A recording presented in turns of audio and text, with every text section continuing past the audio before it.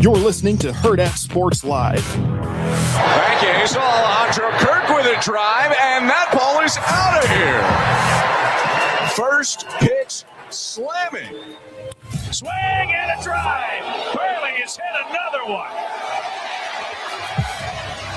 2 two-run homers. And Burleson, lefty, is a man reborn since the All-Star break.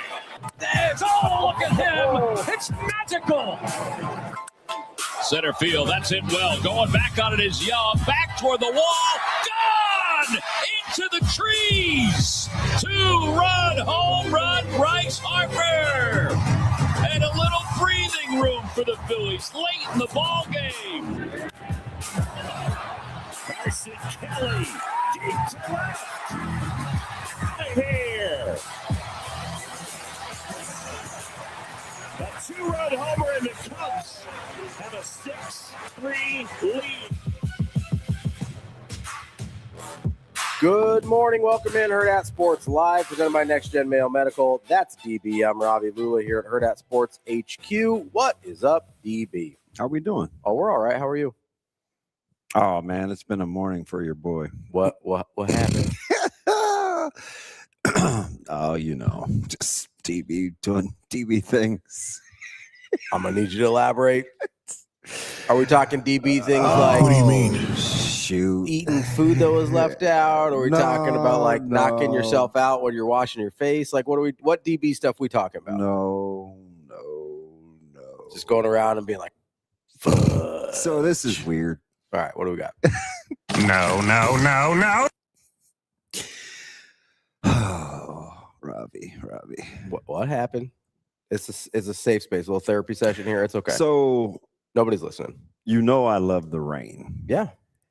Right. So I'm like, all right, it's early. It's gonna rain.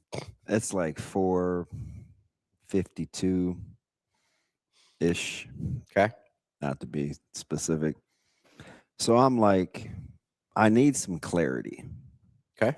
Right? I've like managing 1,000 different things. Yep. I get up every day and I act like everything's fine. I was like, I like the rain. Let me go soak it up. And this is silly because all I could think of was, who my favorite Marvel character is, right? Marvel. Daredevil. Correct. Oh, that's right. It's Okay. Daredevil. Yep. Okay. I always forget about him. So I was thinking to myself, why don't you just sit out here? You're in a big old thick hoodie, probably going to get a little wet. No big deal. Maybe it'll be like Daredevil at the Ben Affleck at the funeral, where you can like see through the rain. He saw clearly Jennifer Garner. That thing wet. You know the funny thing? You did not see Jennifer Garner? It just didn't seem very clear. And I was like, well, what about Daredevil? So famously fictional character, but okay, continue. I don't know what I thought was going to happen, but I didn't see any clear. And you still got wet. So I was I don't know what I was doing. I was kind of doing play-by-play with myself, like just doing like these scenarios, right? Yeah. And all of a sudden, I'm not kidding you, I had like the male version of morning sickness. Just got nauseous out of nowhere? Yeah, so whether it's the dogs or Zoe or somebody's going to find something over the edge of the balcony. Oh, you like actually did? Yeah. You seem very hurt right now. I was like, yeah. That's aggressive. Yep, so it's out there. Question for you. What did you eat last night? PB&J. Whoa. I didn't have a morsel. I had a late. It wasn't late. I agree, Evan. I was trying to move past it. What? Play by play with myself. Oh, Come on, Evian. I mean, really? Nah, not your boy. That would be something, though. Yeah, I don't know how it worked for Daredevil, but it's just kind of a cool scene. It didn't work for your boy. No. Well, he's been practicing. Who is it? Who's your group? I get them confused. Is it Third Day or Casting Crowns where it's like, and the rain just washes over me? You don't know. You've been excommunicated. I forgot. Honestly, although Third Day and Casting Crowns were like in my wheelhouse. Well, they're kind of the same band, though. Yeah, but I don't remember that. That might have been on one of their later albums after I got the boot. So I walked around to the side of the deck and I basically kicked rocks, more like mulch. Because there was no real. You like a dog? You're just like covering your mess. There's no substance in there. There was no. Oh, it was just like solid. bile? Yeah. Oh, maybe it's because you didn't eat very much last night. Yeah, I don't know. That happens sometimes. And I was like, a little acid reflux. I would be devastated if one of the dogs found this and got hungry. So I was like, maybe you just have a little indigestion, you know? I was like, there's a lot going on before 5:15. Yeah, that's aggressive. Yeah, so I'm good. Just happy to be here. I'm binging Tulsa King, so I have moved on to season 2. I saw season 1. I haven't watched season 2 yet. Yeah, I am. Color me captivated. Season 1 was pretty good. What's that? Season 1 was pretty good. Season 1 was fantastic. Yeah. I mean, it was a little predictable. Yeah, I mean, although the ATF agent, she's gonna make me mad. And why is she so hookerish? What do you mean? I mean, I get it. She's kind of like going through it. Yeah. But she was sitting at she just why did she get to sleep with Colin? That had nothing to do with the season except to show her volatility, maybe?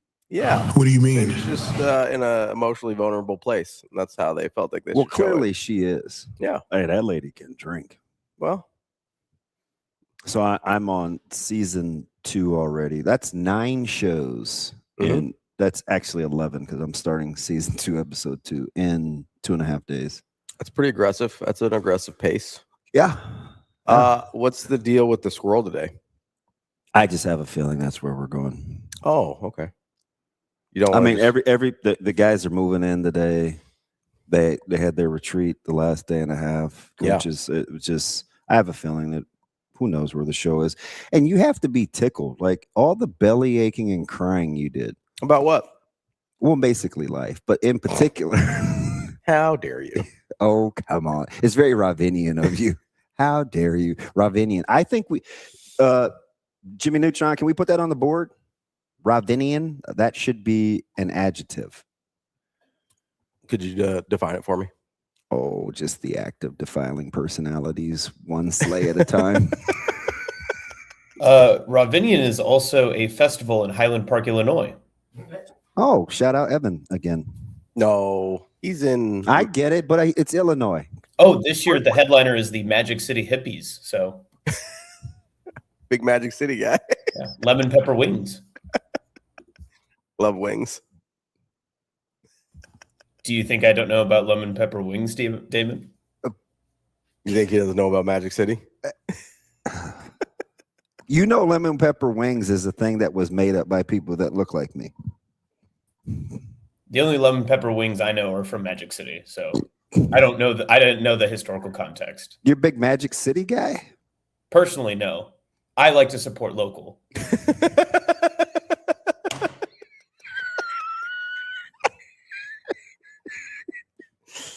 See, that's why I brought the squirrel. Austin here. Buy shop local. Shop local. You know, the funny thing is all the people that were at Big Ten volleyball, yeah, running into the folks at Lollapalooza. How long was that thing gonna last? Oh, it's gonna last forever. How long does it last? I have no idea. We can It's look like it up. Keith Sweat. Make it last forever. Hey, it's probably too urban for you, but Austin, what's your favorite dive bar? Ooh. Ooh. I plead the fifth. 1, 2, 3, 4, 5, 5. I'll plead the. That's a good one. What's the place that I drove by when I was going to see Sean at the plant? Oh, Andy's place. Hey, Andy. Yeah, that's a dive bar we frequent sometimes. And then there's one just caddy corner where you take the right on 36th. Yeah, I don't remember what that one is. You know what one I've always had kind of a hankering just to walk in? Fantan? I don't even know what that is. Oh, it's a Fantan? Yeah, it's a place. It looks condemned, but it is a vibe. Fantan? Yeah, I've done Fantan a couple times. I need to be careful. Well, if you can just be free, I probably can too. Yeah, I mean, I was with a lot of whites, so I think I might have had some insulation, but yeah, I don't travel in packs. Sometimes you got to. It's a power in numbers situation. Although Jermaine was there too. He's always your random, like, by the way. He's my guy that, like, if I'm going to be at a dive bar, he is one of the, like, 3 people that are almost certainly going to be there. And then there's, like, a bunch of randos sometimes, but. What's the place? It's across the street from the old Pettit's downtown. And I think it just says bar. Oh. It's a couple of blocks east of Creighton's campus. Mm-hmm.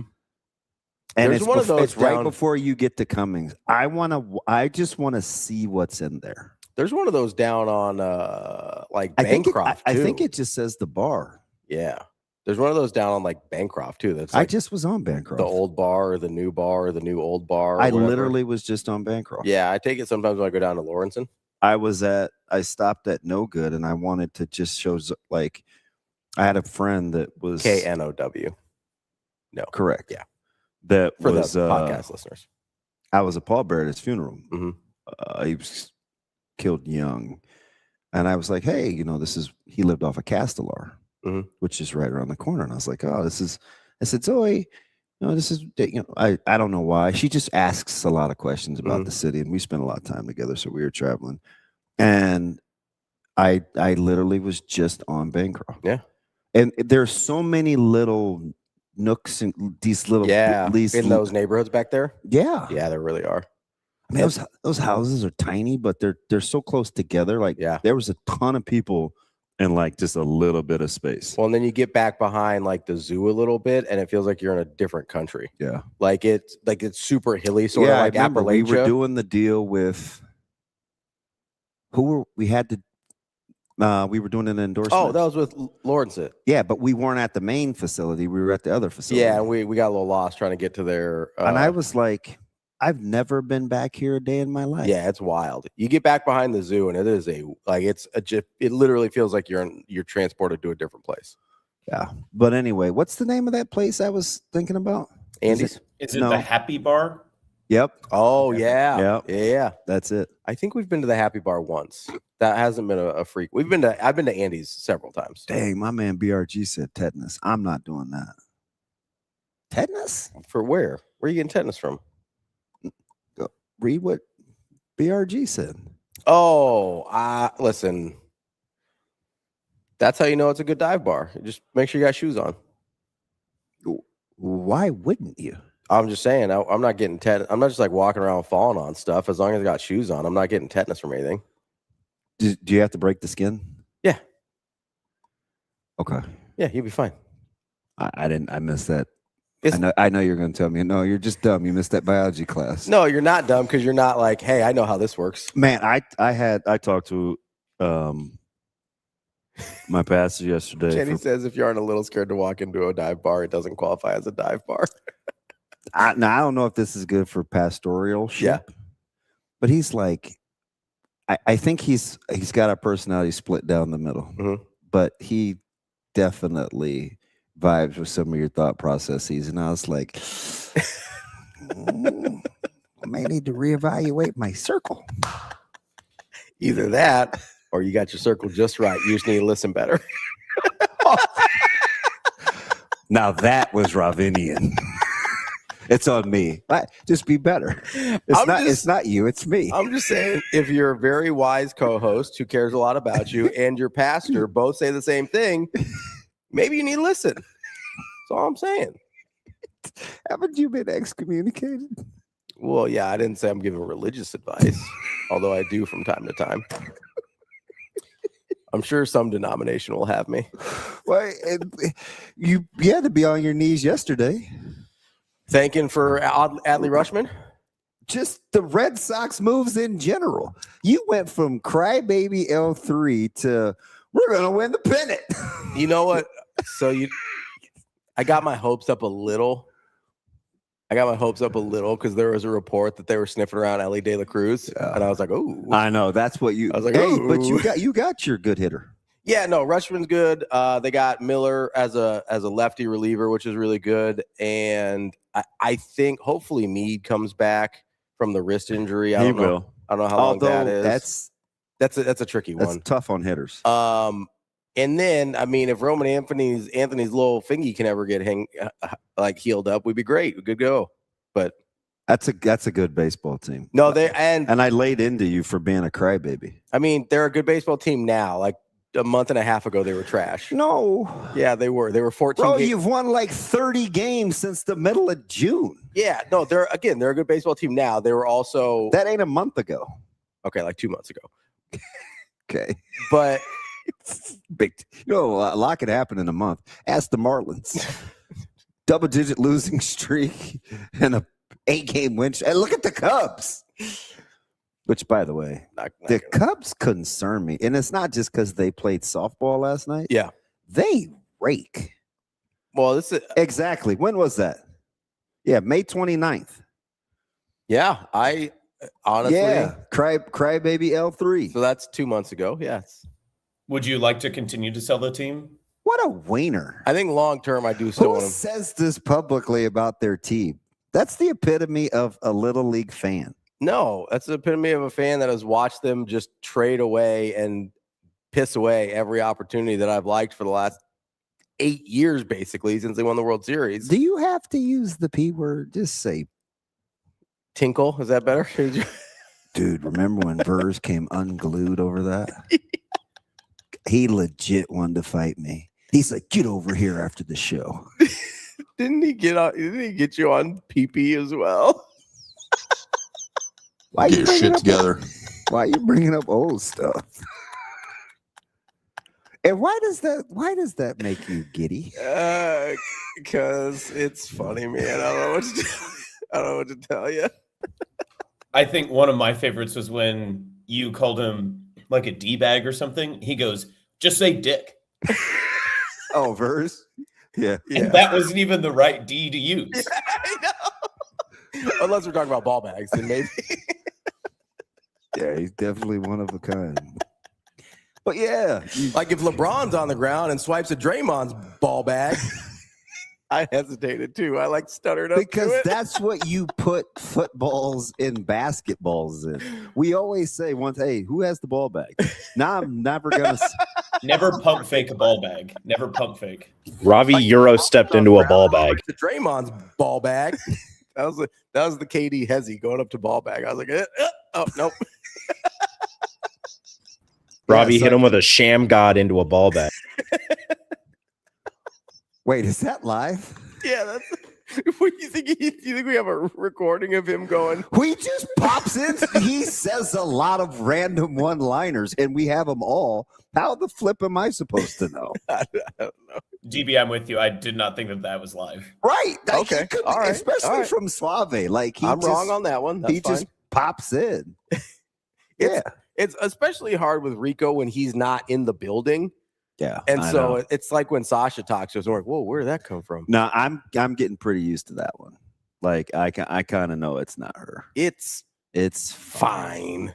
Yeah. So my man AA Ron fine. Would always say that sometimes when we would text back and forth. So then I put it on the shelf. I may have to bring it back. But it's fine. Yeah. All right. I don't know. Like they're all worse. I usually just take your nonsense now. You fight back. I don't typically pout about it anymore. But I do think you should apologize to your organization because now you're at the height of fandom. It's August. It's when you need to start playing meaningful baseball. And now you get to be a fan again instead of a crybaby. Here we go, Ravi. We'll put the camera on you. Here's your chance. You can apologize to the Boston Red Sox. I am happy that the power of friendship has propelled the Red Sox to having a really good couple months. I do not necessarily believe the ownership has been better. Although I will say this. Ravi, that's you're showing your full I Buddha. will say this. I was wrong about the Alex Cora move. That has worked out very well. I apologize for any criticism I may have given about firing Cora and some of the other coaches. Chad Tracy has been elite. And apparently just what the doctor ordered. So You're right, Choppy Vet. He's giving me Conor McGregor vibes. I'd like to apologize to absolutely nobody. Here's the thing, though, right? I was wrong about what they were doing with the 2026 Boston Red Sox. Oh, gosh. Now we got to get into the specifics. That doesn't change the fact that they've been bad ownership for the last 6 years. It doesn't change the fact. Like, if I'm a bad husband for 6 years and then I have like a good 6 month stretch, that doesn't make me a good husband. It makes you a better one. It does. It makes you a better one. It doesn't mean that she still doesn't deserve to file for divorce if she wants to. Why are you so hard-liney? That's what I do. I don't know if we can rock together. Principled. Well, we're pretty deep in at this point. Putt committed. Maybe. It's fine. I'll move on. It's fine. I was very happy with how they handled themselves at the deadline. They went out, they gave up real prospects for Rushman. They gave up a guy they had been very high on. Although the Marcelo Mayer thing's really funny. We'll go try to figure him out. So I remember you have to cap him right before you have this conversation. 100%, like what you actually think his ceiling is. Yeah. The funny thing about this is they capped him dead on when they drafted him. They said he's going to be amazing defensively. We don't know if he'll ever hit at the big league level, and he probably won't have much power. Yeah. That's exactly what he's been. Yeah. And so it's like I think some people were mad about giving him up for just a left-handed reliever, although a left-handed reliever that has like 3 years of team control. But I was like, he turned out to be exactly who you thought he would. You scouted him correctly. Mm-hmm. And you got him fourth in the draft. You developed him. He turned exactly into the thing you thought he was going to be all along. So I was totally fine with it. They've got their best prospect is also a shortstop. So they were going to have to move on for Meyer or move him positionally at some point. So I thought it was a good move. I know they gave up some good pitching prospects to get Rushman. But again, I don't want to be hypocritical here. If I wanted the Warriors to go all in on winning with Curry and take advantage of opportunities that may or may not come around again, I also want the Red Sox to be aggressive when they have an opportunity to have a good baseball team. Aggressive.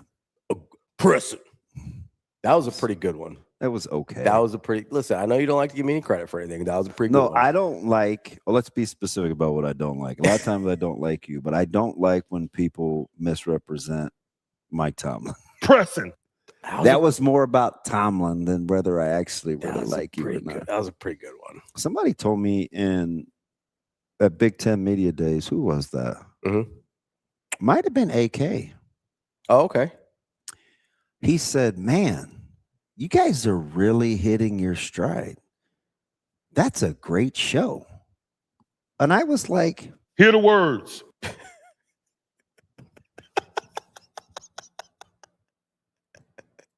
We're just talking. What was that about hitting our stride? I was like, but I don't like him. Everybody knows it's not true. You can Is say it the more I say it? You say it as much as you want, because then you're like 10 minutes later, you're like, hey, can you go let Bella out? And I'm like, yeah, I got you, man. No worries. It just makes me an opportunist. Doesn't mean I like you. Yeah, it does. You're not letting anybody in your house you don't like. They know what that is about. That is absolutely true. We're the exact same on that. Yeah, I am very protective of who comes in my house. Yeah, I feel like it's a pets thing. Like if I don't trust you to a pretty high degree, you are not coming in the house with my pets. That's not a thing. Yeah. Zoe told me yesterday that Bella was her favorite person in the house, and I had to give it pause. I was like, well, she's not a person. But honestly, I get it. She's not. I mean, I carry Biggie, so that means I like him too. Yeah. I like Buddha. He's a menace. I'm just like, yeah, he's a bull. Yeah. No wonder you like Yeah, I just wrestle with him. But I'm telling you though. Can I pet that dog? And I'm like, hey, leave your sister alone, man. Yeah, man. Chill. He had her like pawed against the wall yesterday over a stupid ring. And he hoards them. He likes all the toys. Yeah, I've noticed that. He'll like take 3 of them and then he'll like go hide them in a corner somewhere. It's like, hey, man, you can only chew on one at a time. That's childish. It's childish. That's why I like to kind of wrestle him around a little bit. Take a big old blockhead of his. I'm like, and the Dodgers have been just okay, but they're not healthy. I mean, they're not as depleted as like the Cubs or something. Yeah. And I think they expect most of those guys to come back. Well, I hope so. But that Cubs offense is real. Like they rake. Yeah. Do you have the same concerns that you did last year when they started hot about them being able to sustain? I called that right though. That's what I mean. Even those guys were like, yeah, they've got enough, and I was like, I don't know. Well, that's what I mean. Like, do you have those concerns about them carrying this on for another couple of months? No, because they have versatility. Okay, they're deep. That's I'm just looking at that projected lineup as they're just hitting bomb after bomb last night off Wroblewski, and I was like, oh, quick, got to a 3-0 lead. I barely, changed the channel, and nope. You don't think any of your like 18 starting pitchers with Cy Youngs could figure out a way to get those guys out, or you can't throw them all? I mean, you could. Just everybody gets half an inning. Just boom, boom, boom. Here we go. You get through 2 games that way. You know quietly who I think is. You're gonna laugh. Yeah. You know who I think is in the discussion for like the best team in the AL? Who? Besides the Boston Red Sox? I mean, on paper, sure. Over the last 2 months, they've been the best team in the league. But do you know who I kind of like? Who? I kind of like the Guardians. Oh yeah, we've talked about them a little bit. They're kind of quiet, especially with the White Sox kind of being off to their deal in the Central. The Guardians have been a little quiet. Yeah, the Astros are on a heater, but I still think the Mariners win that division. Is that a hot take? I don't think so. I don't know if I trust the Astros to be able to hold on. Continue on that hot streak. I mean, I know they're playing really Is anybody well not watching Yordan Alvarez look like he's playing softball? Yeah, the one that he hit, was he yesterday? He legit looks like he's playing softball. Yep, he is. He's one of those exit velo guys. Oh, here's the other disturbing thing. What's that? John's a Red Sox guy too. Oh, we love John. Agreeing with me, rooting for the Red Sox. Hey, guess what else? What's that? He had his hat on backwards. You tell me he's a big Steph Curry guy. I'm gonna go dap him up right now. No. That's where I stopped talking to him yesterday. He's a Celtics fan. Oh, that's fine. Oh, speaking of, they were trying to trade for Curry. Apparently, I know. I'm here for it. Your front office is weird. You're just volunteering that you could move off of Curry because he's gonna be 50,000 years old. Hey, listen, I know you love the Golden State front office. Oh, I would burn them. I'd burn them to the ground. Aren't you running around with like Dunleavy pom poms? No, I would burn Big them. Lakem guy. I'd burn them to the ground. So anyway, you have to be happy. I was very happy with how the Red Sox handled and that the was deadline. about as Ravinian an apology as. I said sorry. I would like to say. Listen, you don't want me to apologize when I'm not sorry. No, heaven forbid. I mean, why would you? Why would you? I wouldn't. That's why we're here. Are you worried about the Yankees? They're bringing up your boy Lombard. He's the best top prospect in their organization. I mean, listen, the Yankees are they're obviously still ahead of the Red Sox. How are you just going to designate Volpe? Remember when I used to like him? Yeah. That was quick. I mean, remember when the Red Sox used to have a 3-headed prospect monster of Roman Anthony, Christian Campbell, and Marcelo Mayer? Yeah. Well, Christian Campbell's in purgatory. Marcelo Mayer doesn't play for that team anymore, and Roman Anthony's hurt his finger 6 months ago. So what are we going to do? That's why I'm always okay trading prospects, man. I'll live with it.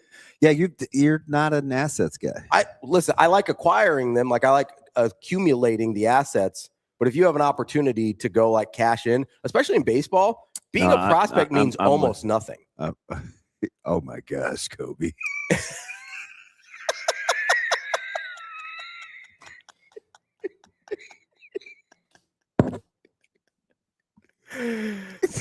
He isn't totally wrong.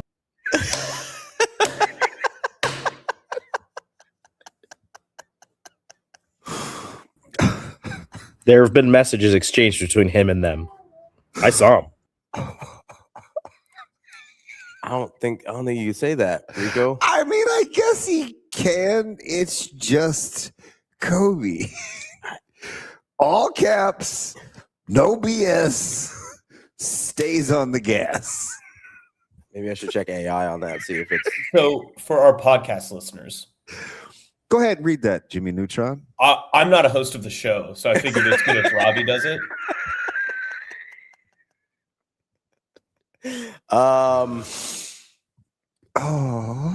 Kobe indicated that Volpe may or may not belong to an organization that I used to monitor for when I worked back at PayPal.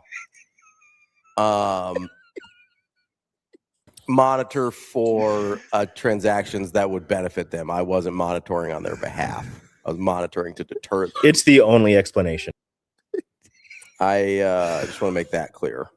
Oh, can you imagine just sitting down, just like?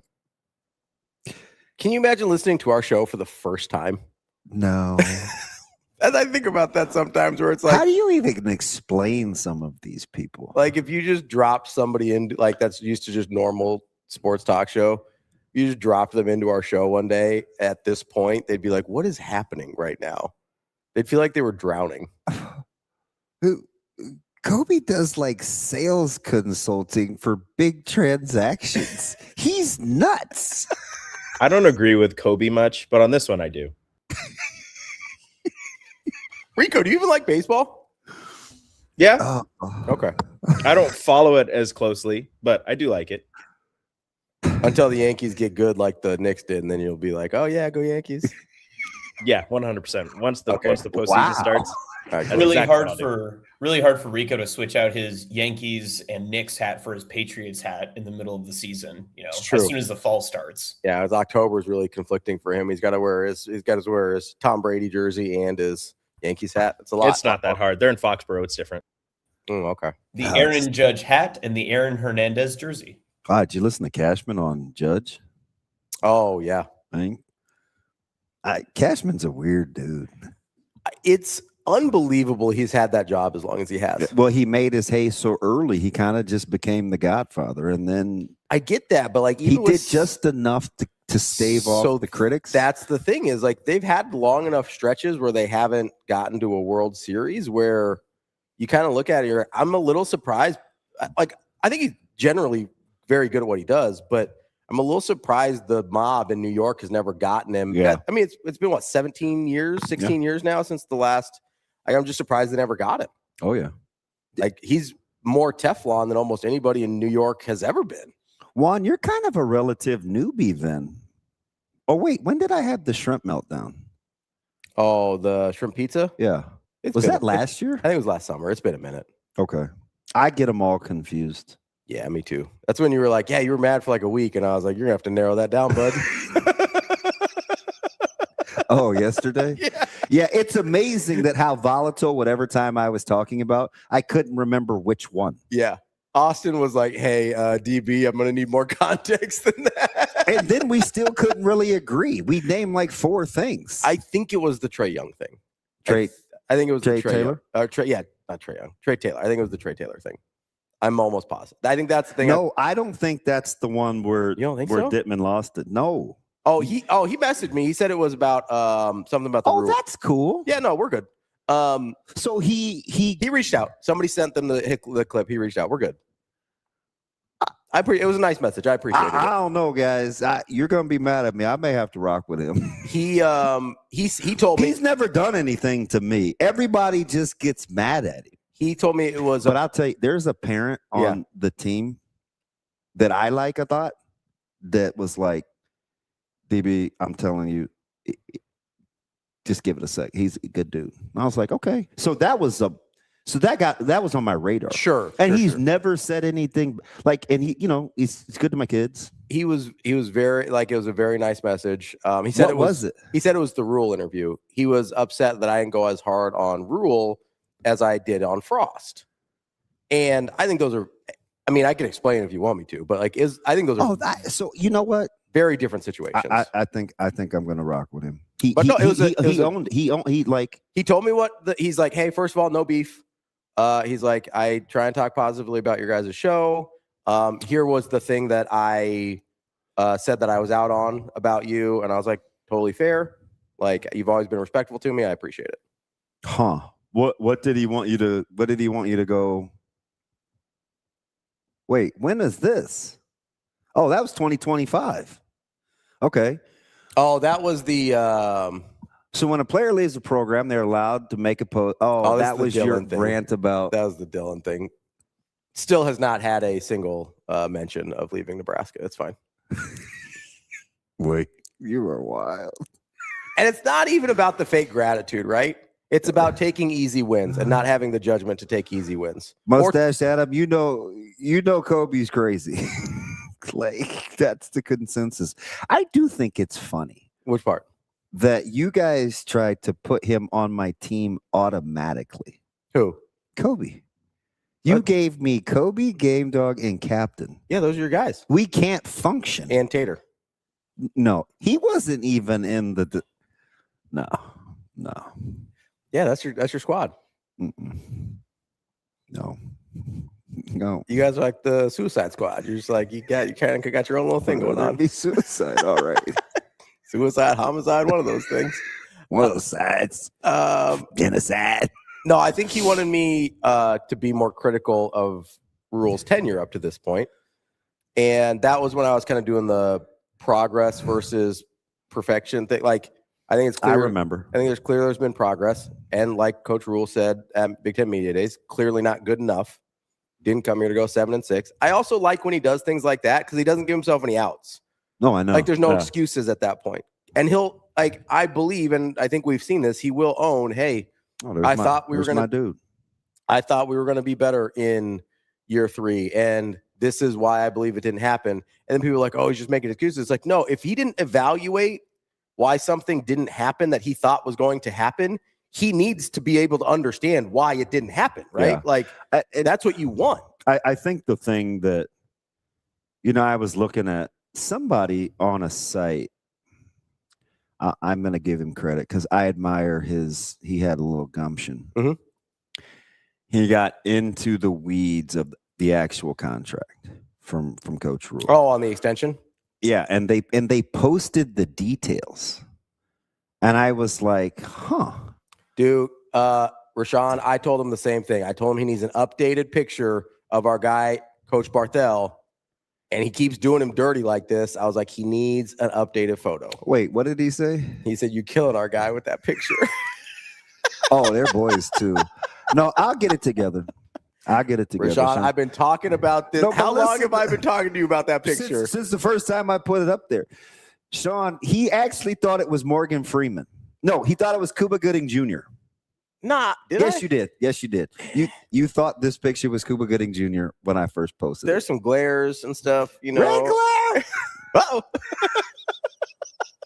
Shane, how's my man Carl doing this morning? Are you alive?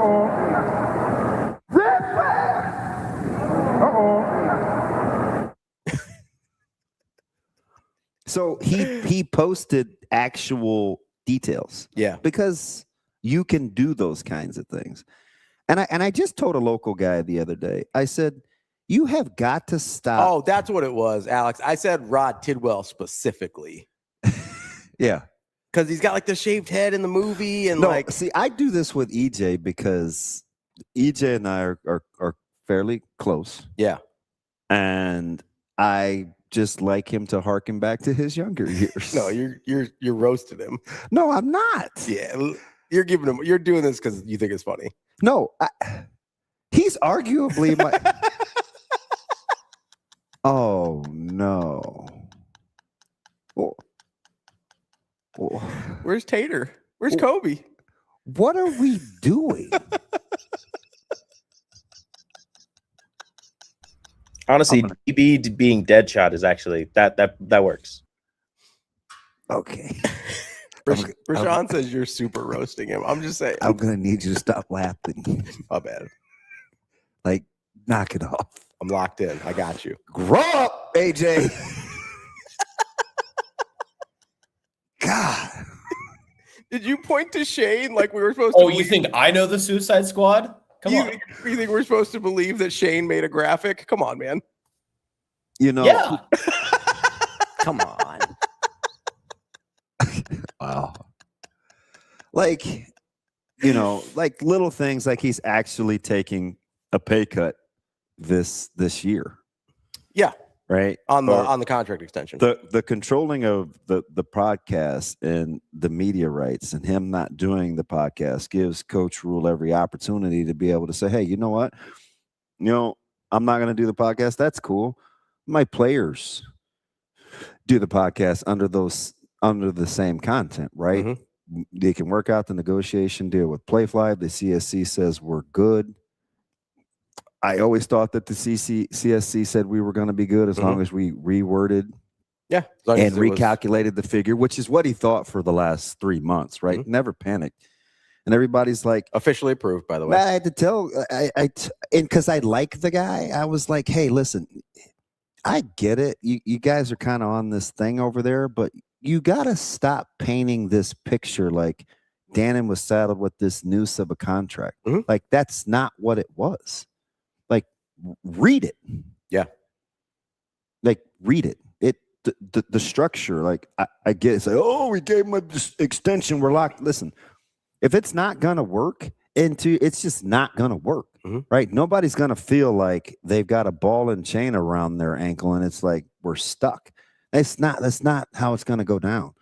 So we need to talk more intelligently as opposed to just, oh, you roped him into the like it's bad. It's a bad narrative, right? Like I don't know what else to tell you except for you just like drama, like you like low key putting it out there so people feel negatively about the pressure to win versus what the contract actually says. And that's not a novel concept. It's like, I just saw Rafael Devers just threw 20-30 for 192 mil, right? So I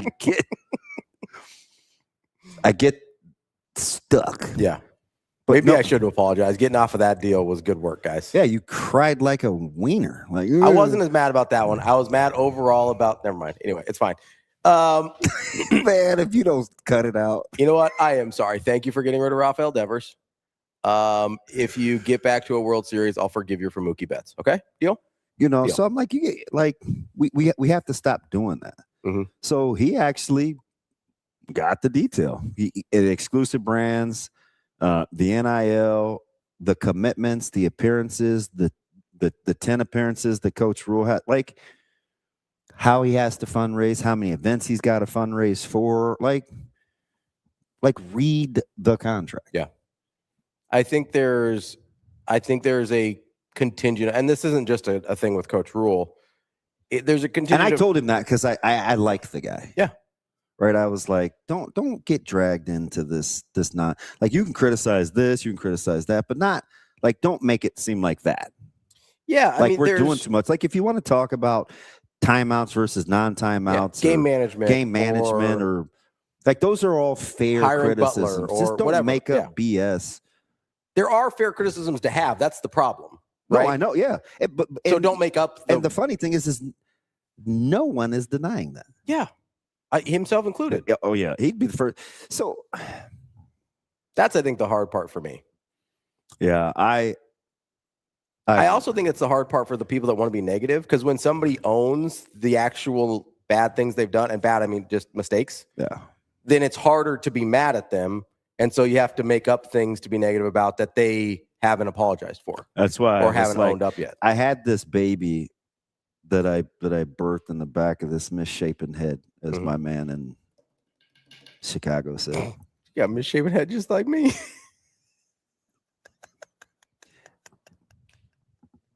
It's just a wild thing to say to a stranger. Like, who does that? I told the story. I don't need you to. Just for the podcast listeners, if they didn't hear it.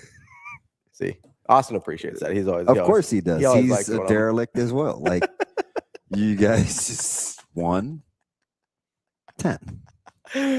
Somewhere in the middle.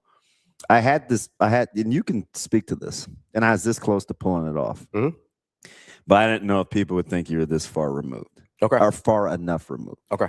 I wanted to do it.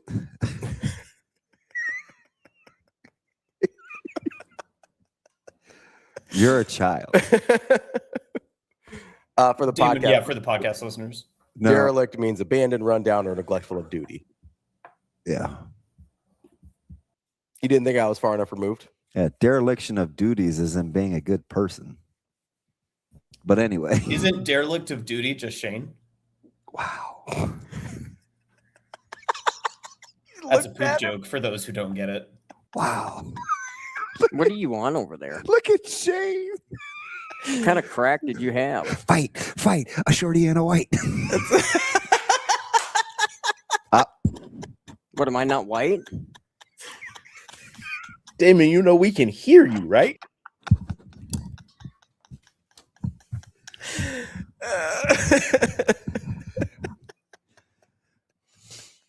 So just to clarify. I don't think the podcast listeners care. So just to clarify, in this scenario, I'm white and Shane identifies as short. Yeah, it's fine. Yeah.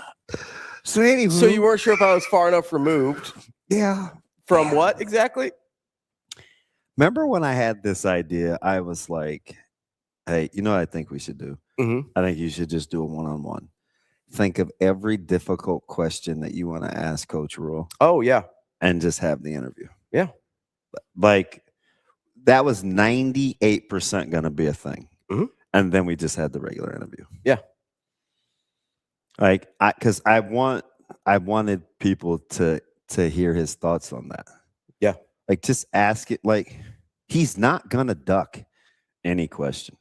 Look, he answered a question in front of national media on the national platform on the comparison of 3 teams that had won at the university that he had answered 6 months ago.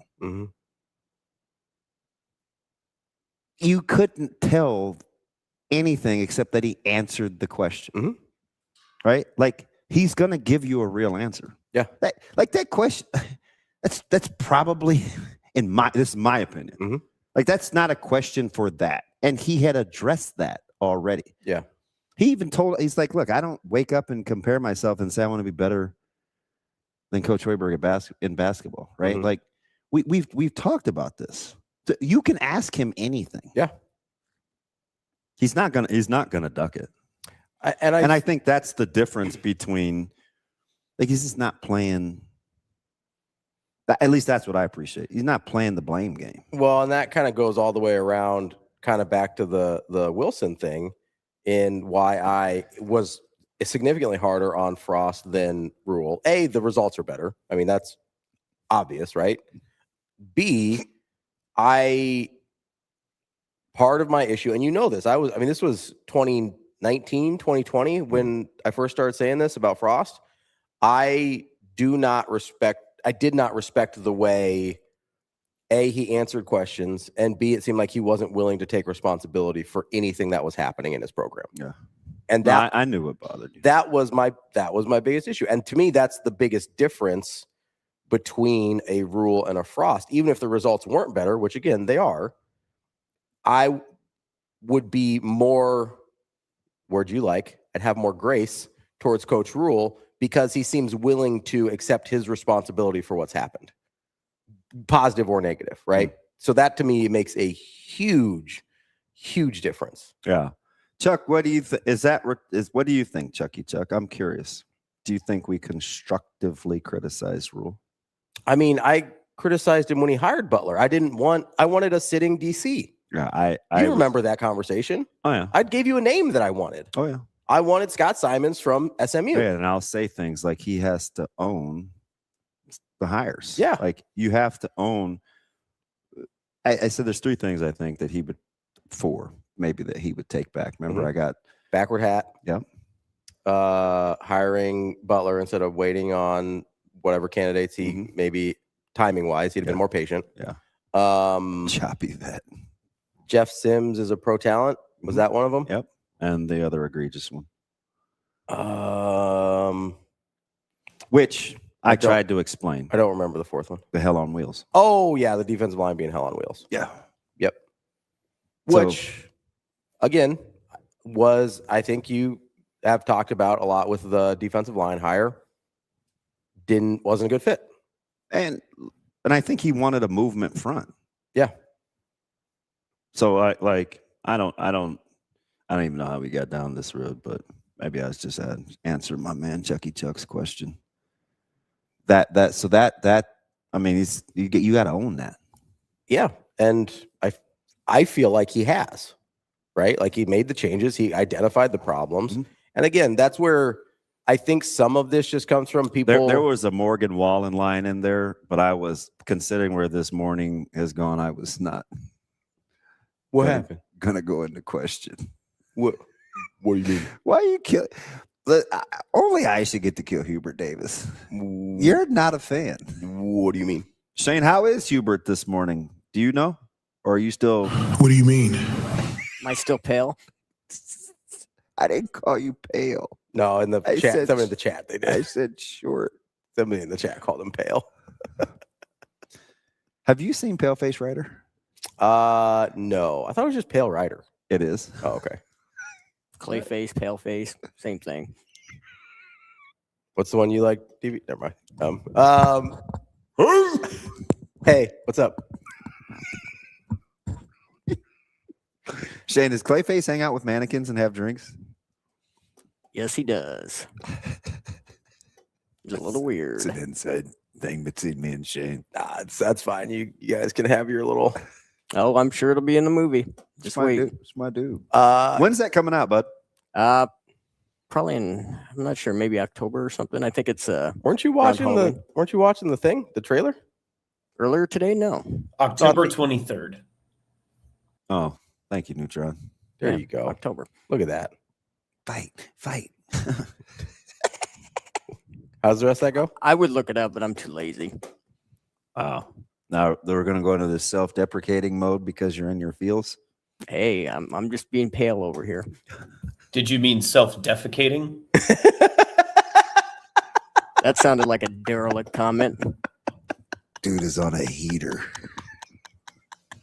Just a grade A heater. Keep your whatever over there. Shane's so mad right now. He can't even think straight. AJ, you are a little out of control, man. Like Austin got his engagement photos out of the way. He's ready for war now. I can finally eat again. He's been on a hunger strike. Were you hangry, AJ?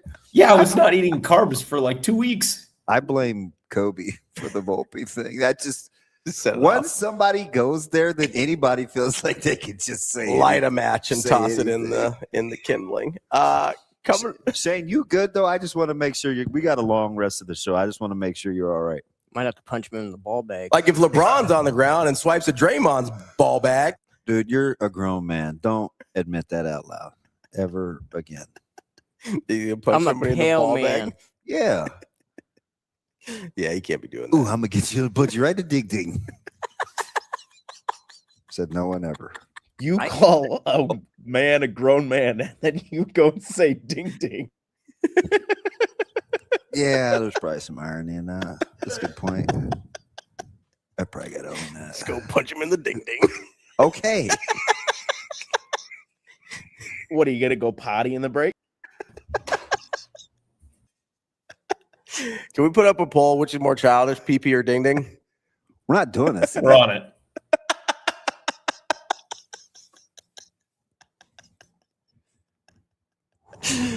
I think I need to go back out and sit in the rain and see if I can have a Daredevil See moment. if you can see anything. Or Jennifer Garner. Daredevil's blind, by the way. That's why he had the rain. I felt a little blind. That's why Damon likes him, because Damon too is blind. Oh god. It's gonna rain. Much like Daredevil. I can't see.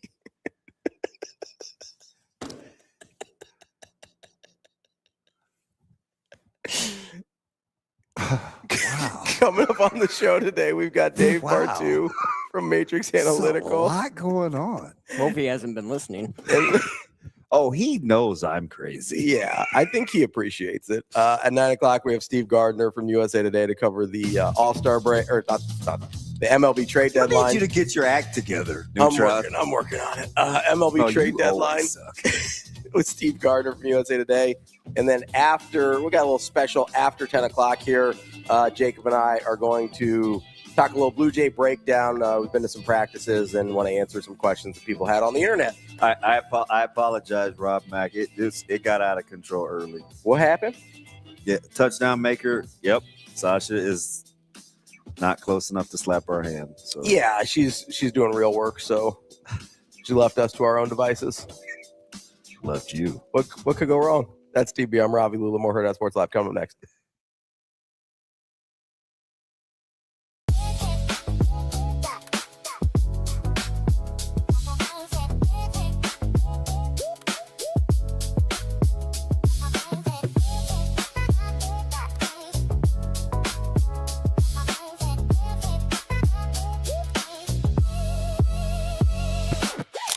Feeling tired?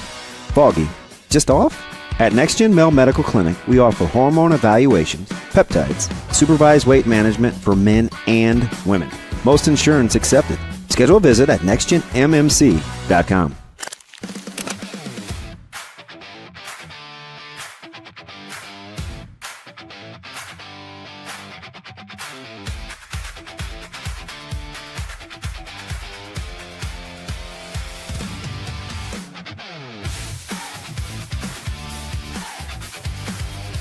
Are the positives and negatives of that, though, of just having the spotlight, having all eyes on you pretty much all the time?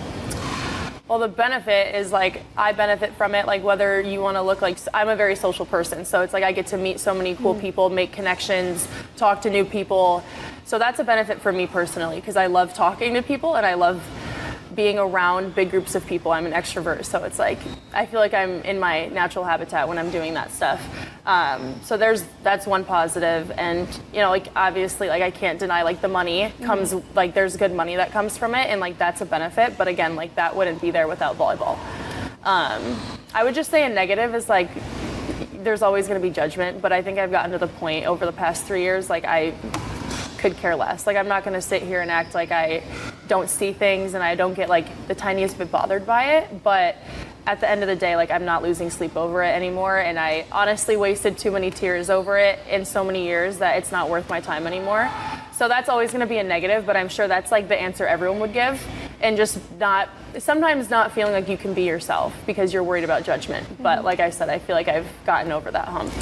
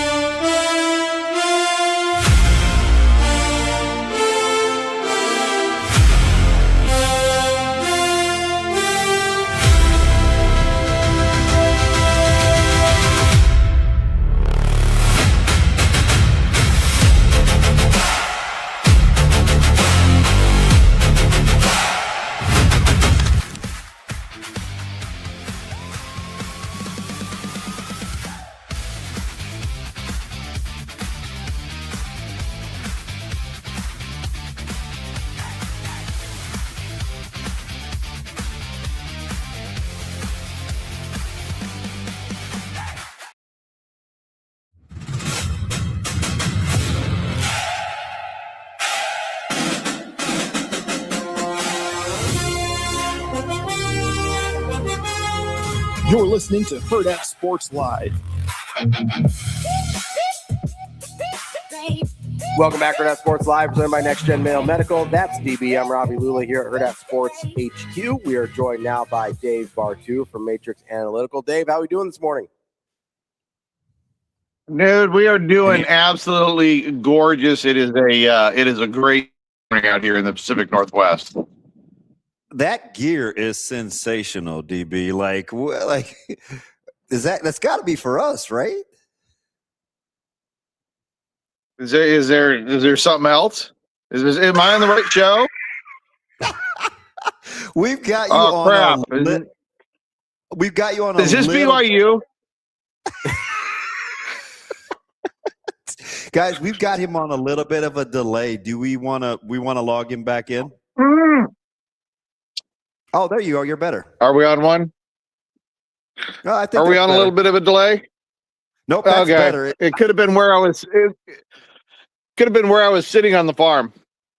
Oh, so are you still like basically eating what you kill?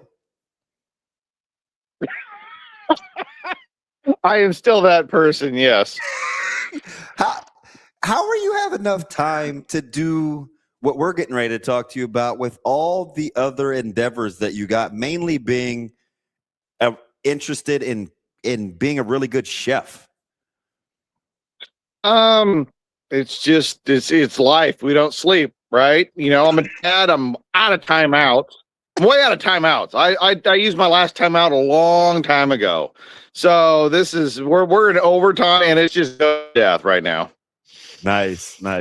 That's why I never became a dad. I need lots of timeouts. I need lots of resets. You know? I need lots of leeway there. Dave, we wanted to talk to you because DB and I both kind of independently saw this coach effect deep dive that you were doing on some of the active coaches, and the one obviously that stuck out to us is in the Big Ten and on Nebraska schedule this year in Mike Locksley. You seem genuinely in your in your thread, you seemed like genuinely surprised at how bad the coach effect numbers were for Mike Locksley. Is that fair? Mike Locksley is the hot seat. Okay. He's not on the hot seat. He defines the hot seat. He is, I don't even think arguably by the numbers. Okay. And I'm not an X and O guys for people that don't know me. I've been a research data analysis, data researcher and analysis for 15 years now in college and pro sports. And so I don't watch the games, but I watch spreadsheets. So I tell stories with numbers. Mike Locksley is the worst head coach of the last 16 years. The worst. The worst. He is unequivocally done less with more than anybody since 2010.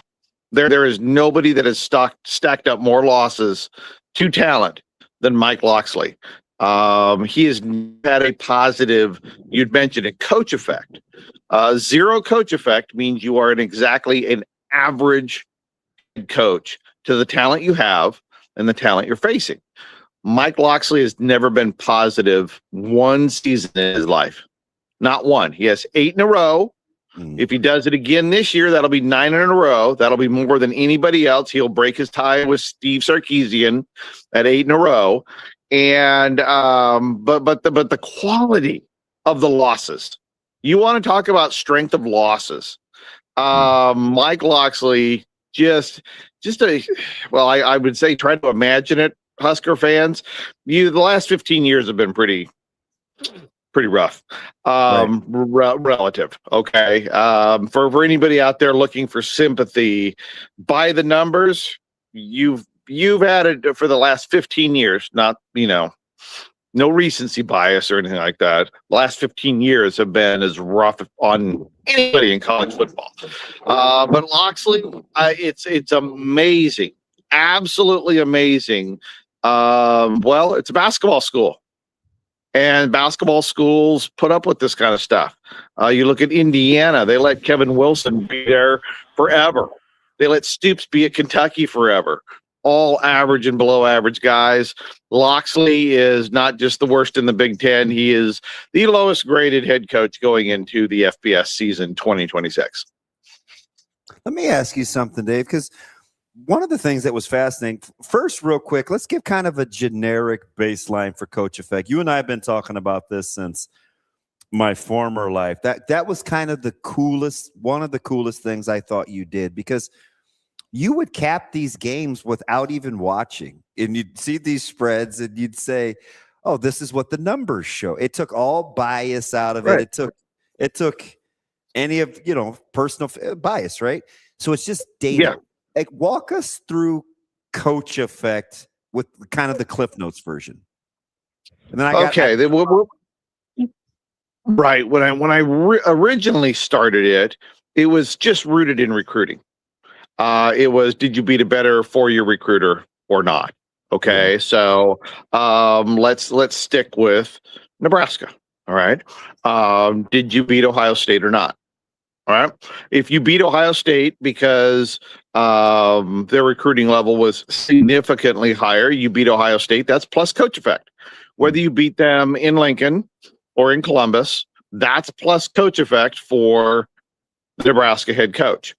For the Ohio State coach, that's minus coach effect. And I just kept track of all these games over time, because once you started bad, you tended to stay bad. And once you started good, you tended to stay good. Now, a lot of those rules I've had to rewrite with NIL. 2023, you can see the numbers. If you and I were sitting down, I could pull up the spreadsheets. You can see where the numbers changed after 2022. So my data now, I'm looking at it, is post NIL era, which is 2023 forward. And so I kind of said I need to reinvent coach effect. And so I started using the most unbiased, smartest group of people I knew in evaluating programs as well.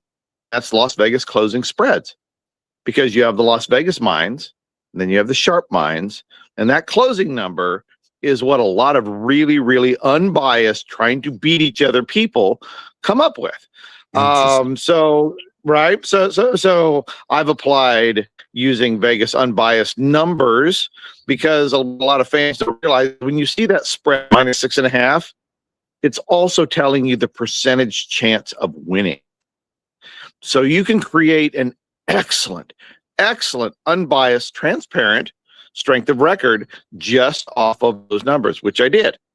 And you can create a strength of schedule with it, but I've also used it to enhance coach effect, to be able to gauge the quality of coaches, especially on the upper and the lower end. You start getting with a talent or no talent, you can have a bad coach with no talent, but the numbers didn't show it very well. Now they do. And so I've been able to revise it and kind of adjust it for the NIL era going forward.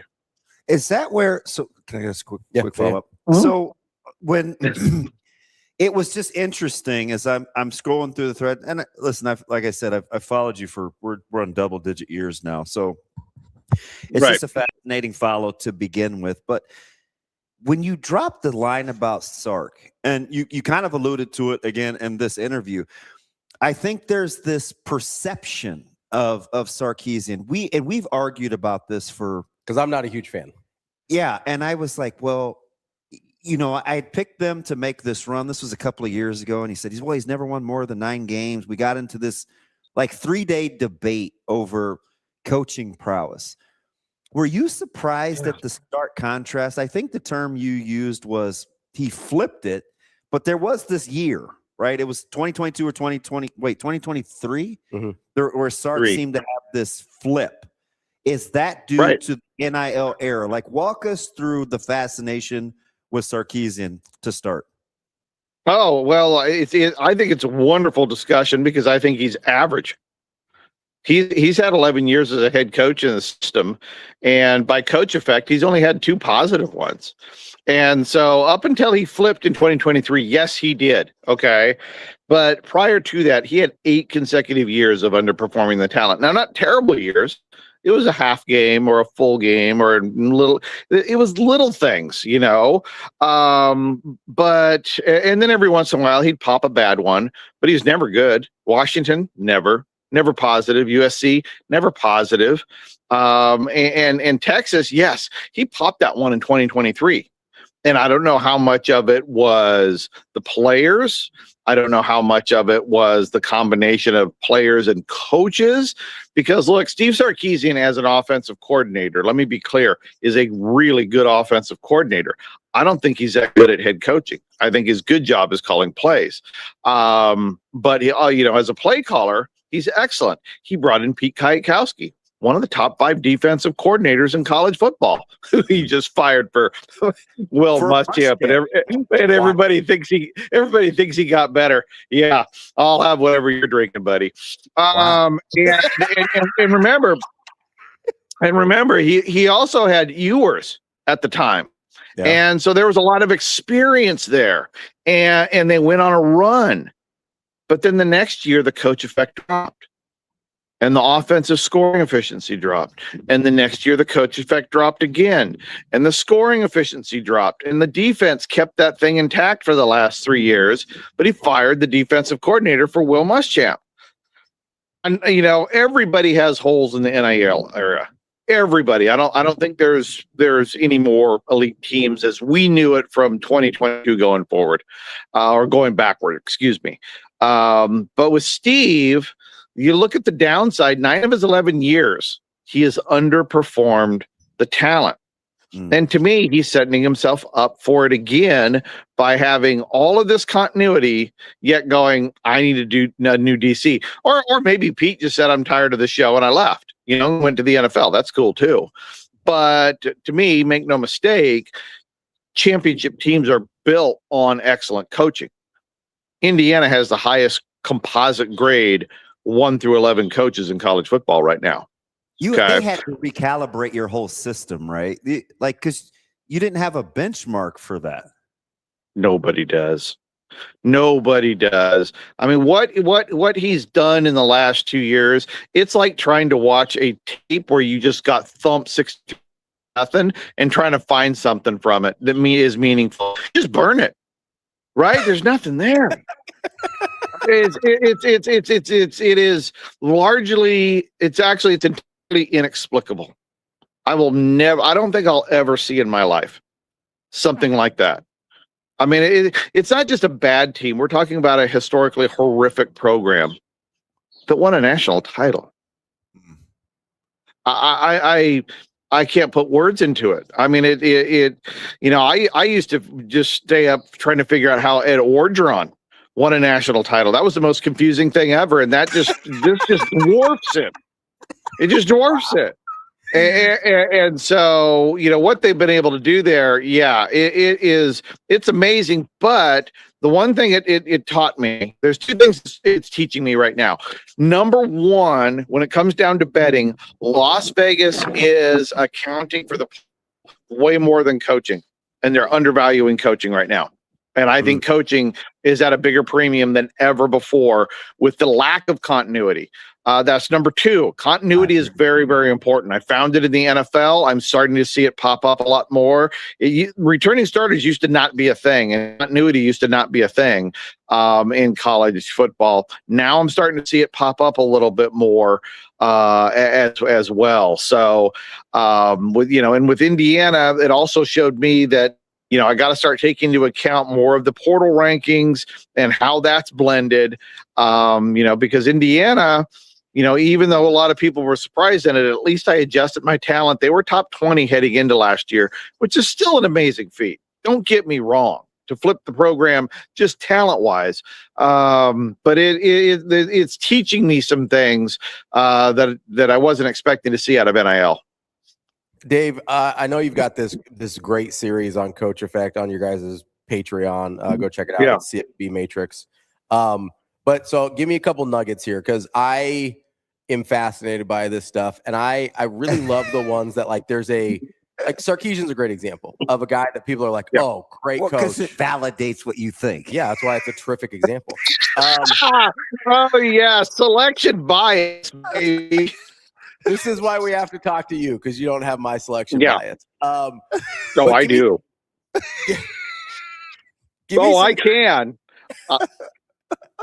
Give me some guys on the other side of it that are maybe not well regarded at nationally. They're no one's darling, but are actually really good at this, according to your coach effect? Oh, okay. So surprises. How about some young guys? Guys, Yeah. up and coming. Let's drop some bombs on maybe some guys that people haven't heard of yet. Huh? Don't say Chesney. Yeah. Fine. I won't. You already did.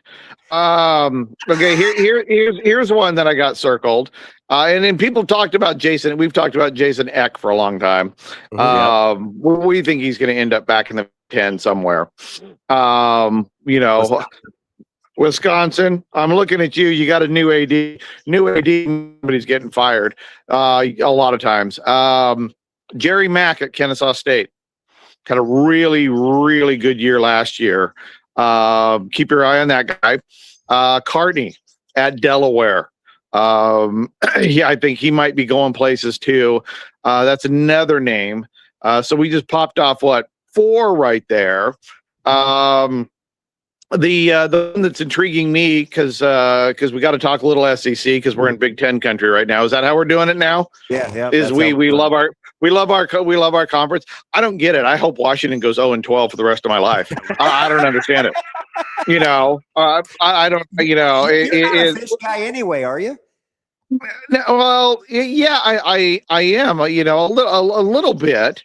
I'm a Ryan Walters guy. I think that guy's one of the most dynamic defensive coordinators in the entire country. Agreed. But even if I happen to work for Fish and Washington as a fan, I still want him to go on 12. I'm not rooting for anybody, right?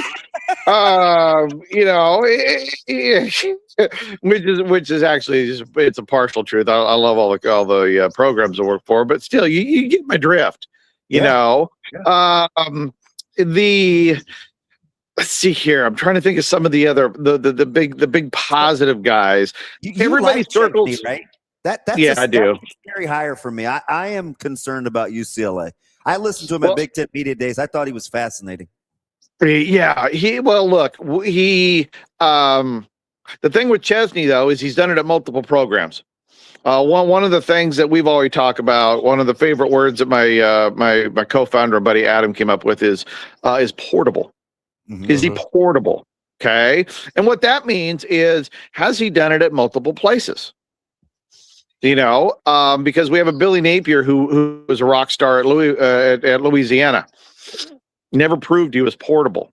Okay. Scott Frost never proved he was portable. Yeah. Right.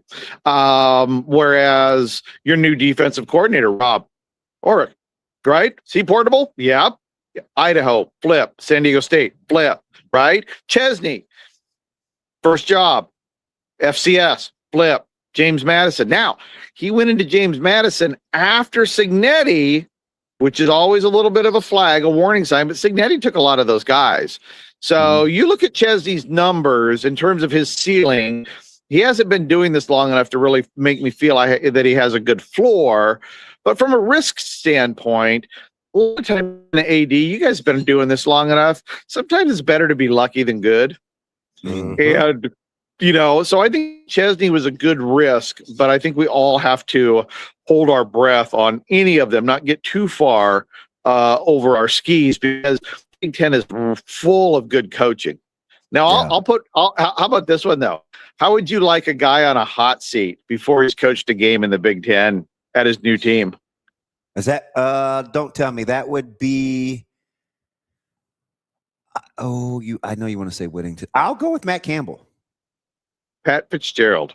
It fits. I was going to say Fitz. And again, you guys are kindred spirits. Ravi is out on Fitz. Yeah, give me my coach effect on Fitz, all right? I need some more validation, baby. Okay, now here's where the numbers are fun. When you look at his composite, it's positive, right?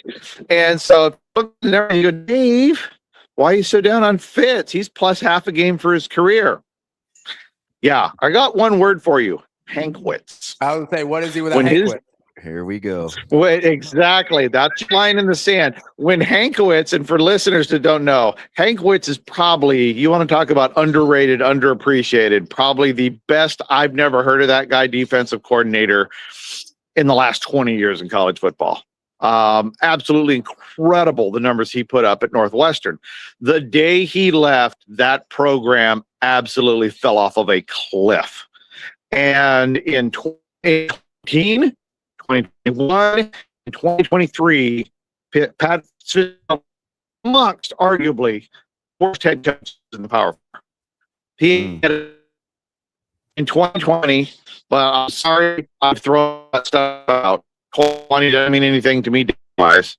And the other 3 out of 4 years were absolutely horrific. Like Mike Loxley thought those bad years. And so this is my early warning system on Fitzgerald going off, and I held my breath. I saw him staff. Yeah, the early warning system is just on fire right now. So I am really curious. I know it's people have they're not too, they're too early top 25. My too early hot seat is keep your eye on Pat Fitzgerald. That guy was not good at the end of Northwestern.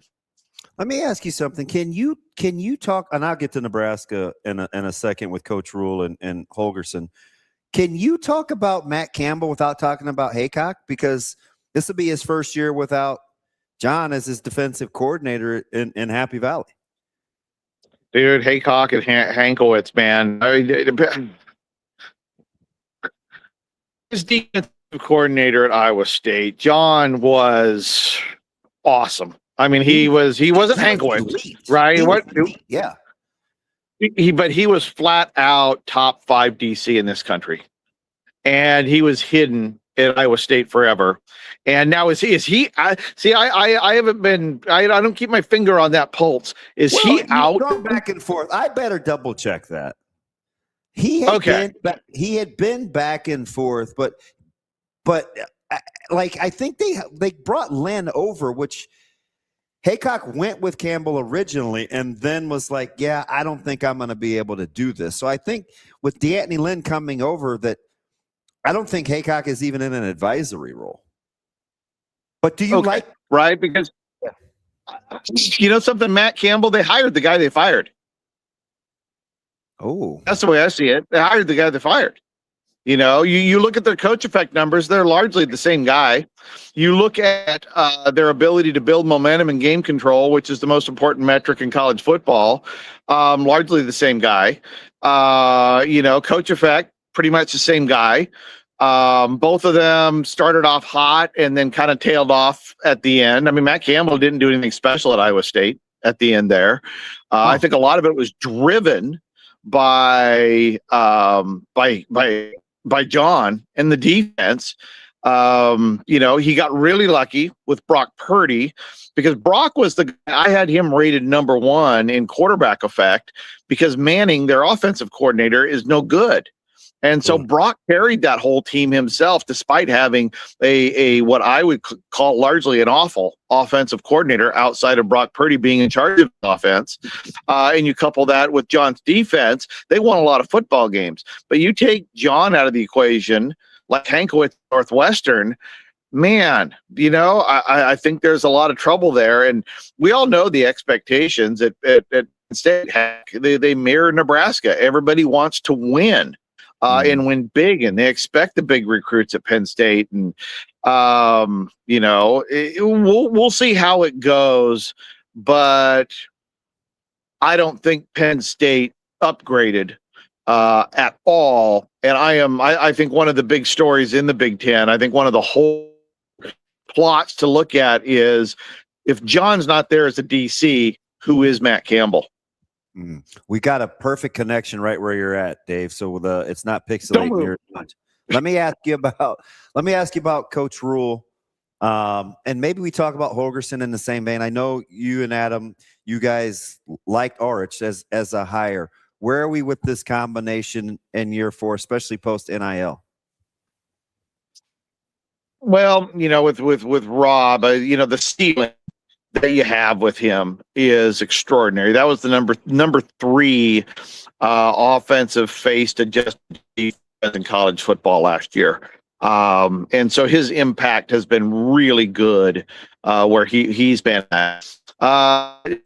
Dana, it is, you look at his composite years, our biggest concern And from a data standpoint, that's always usually my number one thing is I go to what's the floor. Everybody's always looking at the ceiling. The offense for his career, he has a high ceiling, but we haven't really seen the offensive potential, I don't think yet, of what he's done in the past. And I think the question mark is, can he really excel in his offense in the Big Ten, especially when you start getting in November? So combination wise, very solid. And I think that, if somebody, we talked about Penn State having the big question mark. I think ultimately with Nebraska, how big of an impact can the new DC have? How quick can it happen? Is it year one? Is it year two? Year three? Obviously, as fans, you're hoping it's an immediate impact like he did at San Diego State. And if that kind of defense level, there's going to be some exciting games in Lincoln. Do you like Calandria? Have you done any quarterback effects with Calandria? Uh-oh, a little buffer. He might have froze this time. Yep, might have froze. Shane, see if you can resend him. Dang nabbit. Oh, there you go, Dave. You might be back. I'm sorry, guys.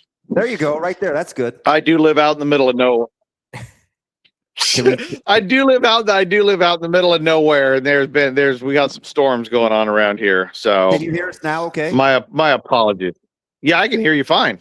Okay. What do you think about Calandria and the combination with Holgorsen in that offense? Oh, I'm not an X's and O's guys, right? So right. I'm not. I have never seen a second of that guy. Okay. So all I can say is on something like that is, if you're a tape person though, go back to great Holgorsen offenses and go, does this guy fit? Right? Do that with anybody. Go so when Dana was ripping, right? Go back to some of his great years, look at the quarterback play, look at running back play, look at the blocking situation and go, okay, how does that apply to the Huskers going into 2026 now? Right? If you're an X's and O person, that's what I'm looking at. How does this guy fit? Your last quarterback couldn't run too well, right? Yeah. And so when you look at Holgorsen's tape, how much did that hurt what he wanted to do on the upper side, and try to spread out a defense? So everything that I'm hearing, through the interwebs and so forth, is this is a much better fit for what Dana wants to do. But again, not an X's and O's guys. I'd leave that up to the experts that watch the film, like you guys and your listeners, to determine how well that fit is going to happen. We'll find out real quick. By the end of 4 weeks, that's who a team is. So offensively, so it won't take long to answer. But I'm hoping for all Cornhusker fans, it's a really good fit. Let me ask you about one that Ravi really likes: the combination of Kyle Whittingham and Jason Beck going to Michigan. For as much as I've said this for about 3 weeks now, for as much as it is Michigan, I still think they're flying under the radar. That's about as good a hire as they could get under the circumstances. Ridiculous. Who would have guessed it? Right? Yeah. I mean, it's ridiculous. It's like, let's just get last in the line for food. And when we get to eat, there's a New York strip still sitting there. Yeah. I mean, it's like nuts. But I caution everybody, okay? In the last 5 years, guys that go from Power 4 to Power 4, their first year is usually at best average. They don't make a lot of big impact. Everybody wants to think right now they're hiring the next Curt Cignetti. Man, I agree with you. Michigan has a lot of power, and they're always going to have a lot of talent. Kyle Whittingham's one of the best head coaches we've had over the last 15 years. But that first year impact is really, really hard right now. It really is. I do like the combination. I like Beck. I like Whittingham. I like the staff. I think we cannot discount the ability for Michigan to pull talent, find talent, acquire talent. But I'm just cautious on everybody. And I keep saying this, and what's going to happen? It's going to be Michigan and LSU in the national title. God forbid. Because I love I love LSU the same way too. A lot of talent. Returning DC, top 15 defense in the country last year. They're all coming back. They got a veteran quarterback. They got a top 5 offensive coordinator. They got a top 5 head coach or top 10 head coach. And, but it's year one.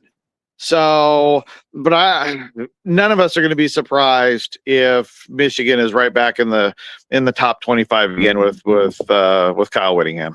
Let's just go rapid fire before we get you out of here. Do you have a regression candidate that's a kind of a national darling? Ravi thinks Ole Miss may struggle. We think Texas Tech may come back to the pack. Do you have a regression candidate based on coaching changes? Not named Steve Sarkisian. Okay, Ravi, you owe me $20. Regression candidate. Who's falling back? Who's been over their skis too long? Big Ten. Who? What about Ole Miss? Well, it's a brand new head coach. You expect that to fall back. I mean, you do. You got a new offensive coordinator there that's never called plays in the SEC. He's done a good job at ECU for a couple of years, and John David Baker. But he is a little bit of a high tempo, and I'm not sure how that's going to work in the SEC. But then again, lack of player depth means one quarterback can take over a lot of football games, and Trinidad is really awesome at Ole Miss. But I do expect Ole Miss to take a step back. They've arguably had the easiest schedule in the SEC the last 4 years. Lane took advantage of it, and the Ole Miss expectations, playoffs. I'm feeling the 8-4, missing the playoffs, and taking a step back but it's a new staff, right? So I don't see USC taking that big of a step forward with Gary Patterson. He left TCU and the last thing he did was nothing but defense. Utah. You got Scally. I'm not sure that, Utah fans have come to expect an awful lot, and deservedly so. I think there could be a step back there. And I'm not too sure who else is going to take that step back. Penn State's schedule favors them. That might take a little while to unravel there. I'm not that big on Matt Campbell. Let me ask you about two guys we compared for different reasons. Brian Day won the national title. It got him off the hot seat. I think if he's not playing in that championship game, who knows? So his coach effect is always interesting because he's got elite level talent. And we compared it to Brett Venables maybe coming out of the other side too, where he's kind of left for dead. He had the huge year last year. Had the wonky kind of, do I have a coordinator? Do I call my own defense again? Now they're primed to make an SEC title run. Let me get out of here with this on my Day and Venables. Where are they in your coach effect and why?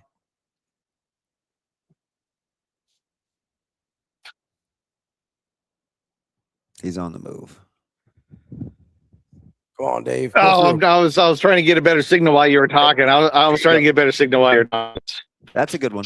So, with Day, it's positive. I mean, he's got a lot of talent. Winning with that talent. And so his has been actually very positive as well overall. The Venables started out rough. Yeah, he had a really good year last year. That was the number one defense in the SEC. It was the only championship level defense in the SEC, which is, it just shows us Brent Venables still has the fastball. They got a returning quarterback. They need to run the football more. So I think he's on the cusp of it's almost like a rubber match, right? He lost the first game, he won the second one. He's back out to see maybe who he is. I lean whereas with Ryan Day, I mean, that guy's been really, really consistent. He's one of the top generators of momentum in the game. When he has momentum in his favor, he's only lost one game in his career. NFL. And I'm seeing how Ohio State takes a step back at any point with Ryan Day, the money they have, and their ability to evaluate and acquire players. Okay, real quick, rapid fire on some guys that I like. You tell me overrated, underrated, or properly rated. Let's start off with Marcus Freeman. Oh, I think he might be underrated. Okay, so even with the one perception, really good. Oh yeah, we were going rapid fire. Underrated. Okay, give me Kalani Sitake. Underrated, very underrated. Been one of the best coaches of the last couple of years, and giving him credit for. Give me Jeff Monken.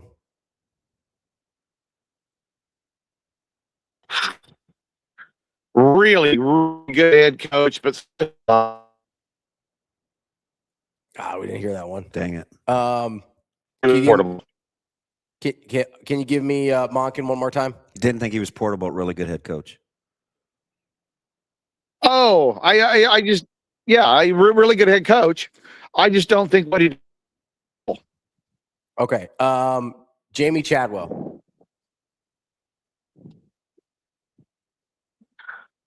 Great for where he's at. I don't think he's going anywhere. His numbers are really good in terms of coach effect. I'm just not sure that portable to the Power Four, and I'd love to see him get a shot at it though. What about G.J. Kinney? I think the jury's still out on the guy. You can put together the offense, but it's kind of like Lincoln Riley light. It's just so there's no defense there, and I'm still holding my breath on him. I'm not big or down on him. I don't have a pulse on him yet. Last but not least, Mike Norvell. Oh, on the hottest seat in the country. 4 straight years of negative coach effect. Really shocking because what he did at Memphis, I thought was very, very good. He's been good at staffing. Just cannot find his spot at Florida State. I don't think he survives, and that's not good or bad. There just may not be a fit there. But I can see another AD wanting to give him a shot based on what he did at Memphis to see if he can find lightning in the bottle. What was your consensus on Rhule? We used him in comparison to Holgorsen. What was your consensus on Coach Rhule? I think this is a huge year right now. I know every year is really big. The coach effect has been getting a little bit better every year. We're seeing positive progression every year. But I don't think from a fan base standpoint, it's been rapid enough. Yeah, for fans. So with the change at quarterback, change at DC, 2026 feels just to me, looking at on paper, it's like we really want to see a good year get popped this year for him. Gotcha. That's Dave BARTOO, Matrix Analytical. Dave, great stuff. We appreciate the time. As always, we'll talk soon. Thanks, DB. That is Dave BARTOO for Matrix Analytical. Thank you for Jose. You're nuts. Thank you for hanging in there with us on the reception. What Jose say? Those guys are hired by like 60 schools to do coaching searches. Yeah, no, it's like half the country uses them for OCs, DCs, head coaches. Like they know what they're talking about. They literally have the best info in the business. Okay. In terms of analytics. Okay, Jose. It's like whatever. I mean, whatever you guys want. It's fine. No, the reception was chubby, but man. No, but their information is incredible. Go check them out on Patreon, CFB Matrix, or on Twitter at Dave BARTOO or at CFB. It's interesting when he and Adam both vibe together. Yeah. The Arch thing they thought was huge. Like we caught a break, and nothing's wrong with Toledo, but I mean, I'm trying to hold a gun to Nebraska, said hire me now. Rhule like, hold on. Also, again, the portability thing is huge there. That guy had only done it at Toledo, or it's just done it at a couple different spots. The other one, and this is I've referenced this several times over the offseason.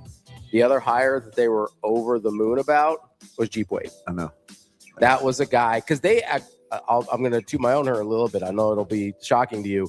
McClintock agreed with me. Donnie Raiola was not a bad offensive line coach, and he thought they should only let him go for a clear upgrade, and Jeep Wade was that clear upgrade. It's kind of the same thing Coach Rhule said. That's DB. I'm Ravi. Lulla. More Hurrdat Sports Live coming up next.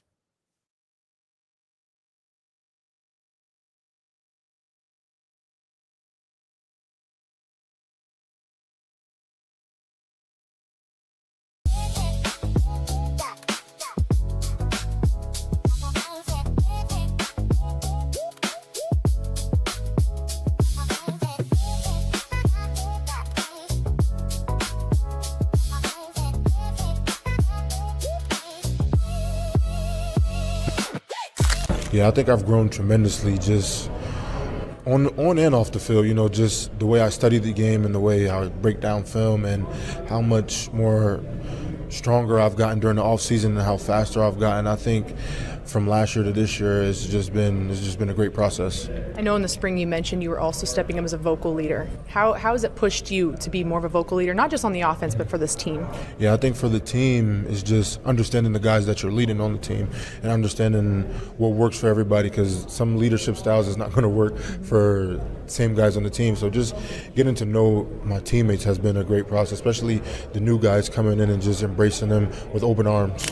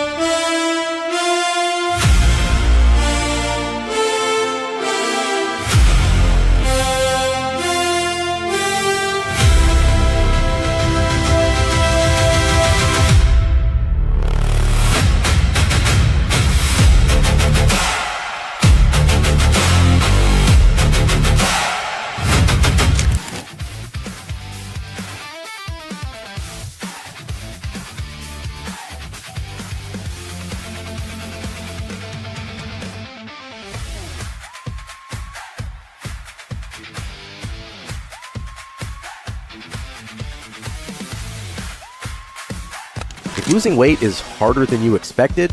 It's not just about willpower. At Next Gen Male Medical Clinic, we build a supervised plan around your body, not someone else's. Schedule a visit at nextgenmmc.com. Let's get you moving forward.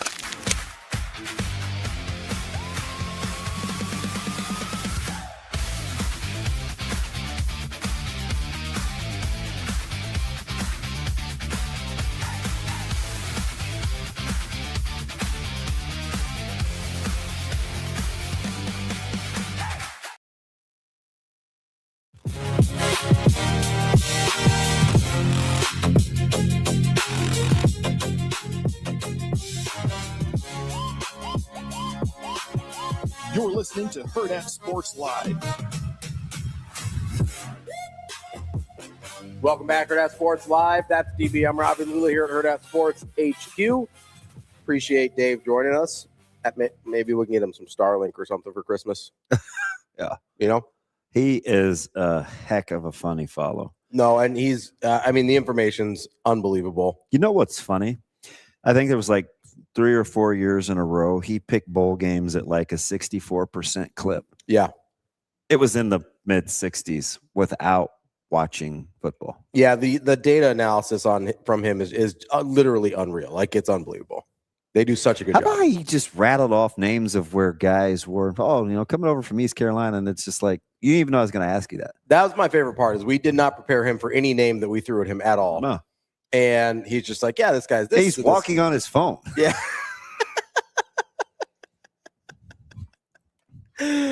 Derek just wants us to fly Sid next time. I know. Get a little face to face with Dave. Yeah, he's not another big vacuum seal guy. He likes to cook a lot of his own food. He vacuum seals because he's killing his own food. Yeah, he does hunt. That's different. You're vacuum sealing corn dogs. That was how I practiced my new. Did you get the new one finally? Yeah, Austin wouldn't give me the $20 to put towards it. Who knows what he did with it? He probably put it. I don't have the $20. I legitimately don't know where it went because I set up that GoFundMe as a joke and someone donated and I don't know how to have access to it. I hope that guy got his $20 back because it's like gone. Guy too. I know. I feel bad. I don't know where to go. So I got the Food Saver one. I think either Ken or KJ was telling me about it. Ken was talking about the Food Saver one. Yeah. I like it. It's doing good for you? Yeah. I don't like the latch. Like it's a 3 approach. It's either open, store, or operate. Okay. So you have to slide it. I could see that lever going bad at some point. But otherwise good? Yeah. I showed you the corn dogs. No, you did. Not the new ones. I put it in Discord. Oh, yeah. Okay. Yeah. I was like, you didn't send it to me. I said, backlight. I said, guess who's back? I did some hash browns yesterday. Why are you vacuum sealing hash browns, man? Because I don't like how they sit in the package is too big. It's too much air in there. And I don't like the ice crystals. I forgot you're arranging the fridge freezer guy. It has to look nice and organized. Yeah, it has to be. Yes. I don't want to have to dig. Yeah. Yeah. Not a big dig guy. Yeah, right. Amazing, Daniel. Somebody donated money to his friend to get a vacuum sealer, and he doesn't know what happened. I think we could probably figure this out. I'm guessing he just needs to add a bank account. We'll figure it out. See, that's the part. I never linked any way for the money to get to me. So it's just sitting there, and I don't really know how to get back to it. So I can figure that out. Yeah. Okay, Austin. It's fine. You act like this is some conspiracy. I legitimately did it as a joke and didn't think anyone was going to donate to it, and now I have to go back and find it. No, that's no conspiracy theory. All right, we'll figure it out. You're a fine, upstanding young man. Much like we discussed yesterday, he just doesn't know. It's an ignorance issue, not a conspiracy issue. That first segment was that was fascinating. I can't believe how that thing morphed. This morning? Yesterday. No, this morning was a train wreck because it was mostly at my expense, so that's fine. Oh, Evan, were you the one that gave the $20? You're stealing money from my guy? There's a couple people. He's a pastor. How dare you? Stealing money. Is there more than one? There were multiple. Oh, God. Job, Austin. Did people really think that was real? I mean, it was real. It was nice because I wanted this fancy one. It's fine. Just make do. Don't worry about it. No, I donated $20 too. Can I get it back? No, he didn't. I don't believe a word of that, Shane. I donated 120. Shane doesn't. I donated 120. Shane doesn't donate $20 to his own food budget. He's certainly not donating $20 to your vacuum seal budget. Yeah. Do you want to talk quarterbacks for a second? Yeah, sure. NFL or college? I don't care. Let's flip a coin. Let's see what we got here. We're going to go NFL. The Athletic just put out their quarterback tiers list that they do every year. This is my favorite part of the offseason because we get lots of lists. I'm a big list guy, DB. Would you like to guess how many quarterbacks are in tier 1? 4. There are 4. Can you name them? Mahomes. Yep. Burrow. Yep. Allen. Yep. This one is the tricky one. Because I think there's 2 names that you would maybe put here, but only one of them is in tier 1. I think they probably prematurely threw Drake May a bone. They did not. Okay, then I'll go with Matt Stafford. It is Matt Stafford. Thank you. The other one that I thought, although he did not have a good year last year, Lamar Jackson was the other one that I thought might sneak into that group. He was number 1 in the tier 2 group, which is actually huge. I think there's like 12 guys in tier 2, which is pretty healthy, depending on if you agree with it or not, but a pretty healthy cross-section of the league to have 17 guys in the first 2 tiers.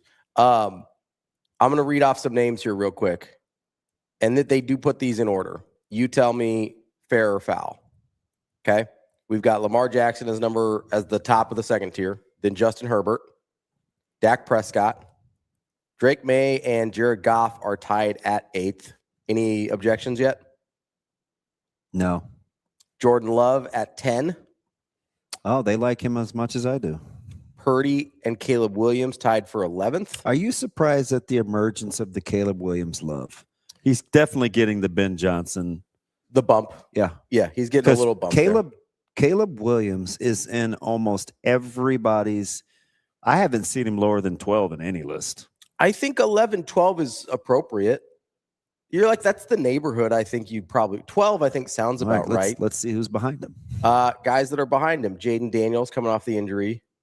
Yeah, Jaden Daniels with a familiar OC that's never called a play before. So not really sure what to do there. Baker Mayfield, right behind that. Sam Darnold. Would you, if you had to play a season tomorrow, are you taking Baker or Caleb? Is that the wrong way to ask the question? Do I get Ben Johnson with Caleb? No. Then I'm probably taking Baker Mayfield. I don't mean to answer it like that, but I think that's how I would look at a quarterback. It's not necessarily Adam McClintock's word. It's a very good word. I used to use portable to death. Oh yeah, you use portable. Yeah, that's where I recall it from. I used to beat that thing to death. Portable, that is. Yeah. You certainly wouldn't kill anything else. So am I taking just like their current situation? Like I get Zach Robinson and Baker Mayfield, and I get Ben Johnson, and I don't want to do that with the OC, but because there are a few guys that I think transcend and maybe that's what makes them tier 1. I don't think either of these guys currently for me are guys that transcend their OC. Okay, that's fair. Like we saw a pretty big difference between the 2 years ago with Baker Mayfield and Liam Cohen and last year without him. Yeah. Right. Like there's a difference there.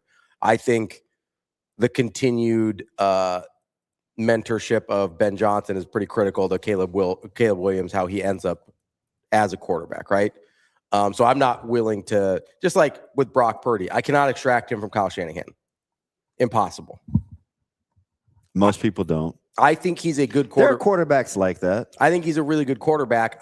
Then you should hold a guy like Dak Prescott in higher regard. He is I don't have a problem with him at 7. Like he's really, really good. Because he's had multiple head coaches, multiple OCs. You know what's funny? I feel like almost everywhere. I don't know if I've beaten you in a submission or Dak has just played his way into you. He's just been good for too long in too many bad situations. Yeah, you used to really fight me over that. I thought for a while you liked him maybe more than he deserved, but like the track record speaks for itself. He's pretty good. There's too much evidence that he's better at this than most people. And he handles foolishness. A lot of it. Like his temperament to be in Dallas is really good. Dak Prescott is a heck of a leader. He handles a ton of foolishness. He is a guy I wish I would get to see under better circumstances. Like if you ever put him in a well-run organization with a great OC, like that'd be terrific. Yeah. But I don't have a problem with him at 7. What? It's not so much. KJ just threw me for a loop. I have to stop doing that. That's why I have to squirrel up. If I'll donate to DB when he stops wasting money on Uber Eats. I only use Uber Eats when I go out of town and I don't have a vehicle. That makes sense. Now he might be talking about Instacart. Yeah, you do Instacart some things. I have 2 more months of a $99. Yeah, you had the membership. $99 membership. Yeah. I get you. You got to use the membership. You got to get the most out of it. Yeah. I made that mistake on the road. So I've got a problem with this contention here with Corn Raider. Why? He's funny. He says Dak is overpaid. I think Corn Raider's a Dallas fan though. That's fine. He says we, so I assume he is. Because he's talked about them before. Dak is overpaid for his production, which that's not true. No. But then he asked, what are we paying per win? What are we paying for playoff win? And that's not all on Dak. That's not how it works. That's there. You're the corn raider. You think Nebraska was bad in the red zone? Like Dallas was giving up touchdowns at a 70% clip for 2 years in a row when teams got in the red zone. Yeah, they were a sieve. That defense was horrific for 2 years. Horrifying. Absolutely horrifying. And I get he had the blip year with the picks, but no, I have not been back since. To Costco. You gotta go back at some point, man. Come on. Maybe I'll go in there today just to say, hey, I gotta go train. I look at Dak Prescott, and he's been way too good for way too long. And there are so many other things. Certainly not over. There's no way. He's certainly not overpaid for his production because his production is elite. If you want to talk about wins, then we're going to have an argument about how much a quarterback contributes to wins. Dallas is nothing without. They would be in bad shape without that dude. Without Dak. That blip year with the interceptions is now back to 2022 now. That's a while ago and an outlier. Yeah. He's never had more than 11 in the last 10 years besides that. He's 243 to 92 as a ratio. That's almost 3 to 1. He's over 4,000 every year that he's healthy. That's pretty good. He's at 67% completion for his career. He's really, really good. I think Dallas is a super bad situation. Okay, Corn Raider, but it's not just because you paid Dak. It's because you paid everybody. Every time, how are you mad at Dak, but not CeeDee Lamb? That's what I mean. You pay the receiver, you pay we're not. I get that he's not on the money anymore, but you're paying Zeke. You paid Zeke Elliott. You're just paying everybody. Yeah. This isn't a Dak problem. That might be a Steve Jones problem. Yeah, it's definitely a management problem. Talk to me about who's after Flaker. Your guy Mayfield. So you got Sam Darnold, Super Bowl champion Sam Darnold. They're going to be fascinating. I don't know what to do with Sam Darnold. So you look at Seattle's roster, and it's legit. You look at the starters they lost, and you're like, God, is that going to be a problem? Mm-hmm. But I look at no Clint Kubiak. Yeah. I think that is... Darnold had KOC and Kubiak. Back-to-back. And I like Darnold. I do too. I still don't totally trust him. The turnovers, when you put the ball in his hands that much, the turnovers crept up. I believe 14 and 12 interceptions the last 2 years. That number and the ratio start it doesn't matter. TK, I get it. You've got to win a playoff game, but every year Justin Herbert is in the draft, he's going as the top quarterback. So I don't know what else to tell you.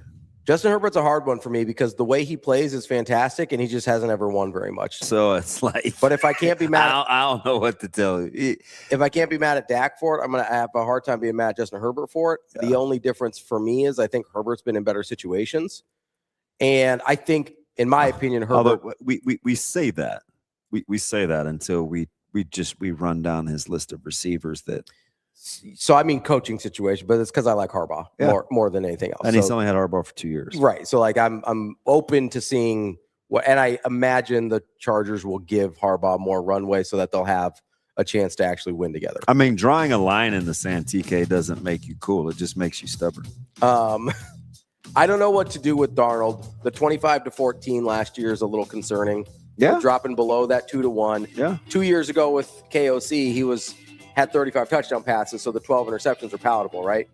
But the completion percentage is what it is. He's going to throw for a lot of yards. I think he's a little bit more mistake prone than I'm comfortable with, and you lose Kubiak, and that's a whole other thing. Hey, can I go to college real quick? Yeah. Do you like black quarterbacks? I like good quarterbacks, so whatever. How come you let Marcel Reed off the hook with his interceptions, but not Jennings? Oh, I'm not letting Marcel Reed off the hook, but you don't keep asking me about Marcel Reed. You keep asking me about Jennings. Oh. You keep asking me about Jennings. I'm not going to answer with Marcel Reed. That doesn't make any sense. That's fair. You start asking about Marcel Reed, and I'll let you know. I think glazed is a funny word. Like donuts? Yes. I like donuts. I like some. Let's take a quick break. Steve Gardner coming up next to talk a little MLB and trade deadline. That's DB. I'm Ravi. Lulla. It's Hurrdat Sports Live.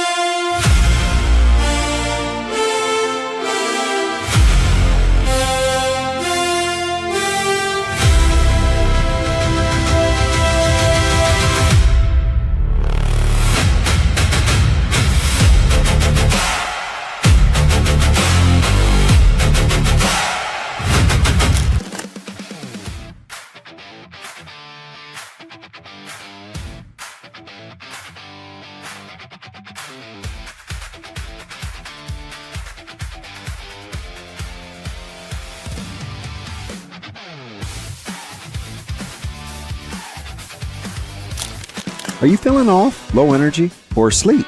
At Next Gen Male Medical, we not only evaluate your testosterone, but overall health. Schedule a visit at nextgenmmc.com.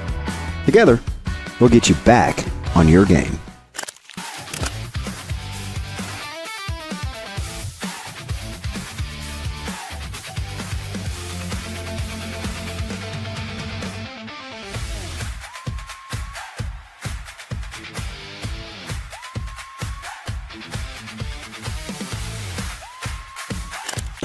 You know, we lost a quarterback we thought we were going to get. We said, who's available? There were 3 great quarterbacks out there. We said, hey, let's bring them all in on the same day, man. We got to move. And I learned from a great coach, Steve Adazio, a guy that I love and respect. And he was at Florida, and he always said, you know, talked about Tebow, like, I don't care about, you know, anything else about a quarterback other than if they have it. And, like, you can't tell people what it is, but you can feel it.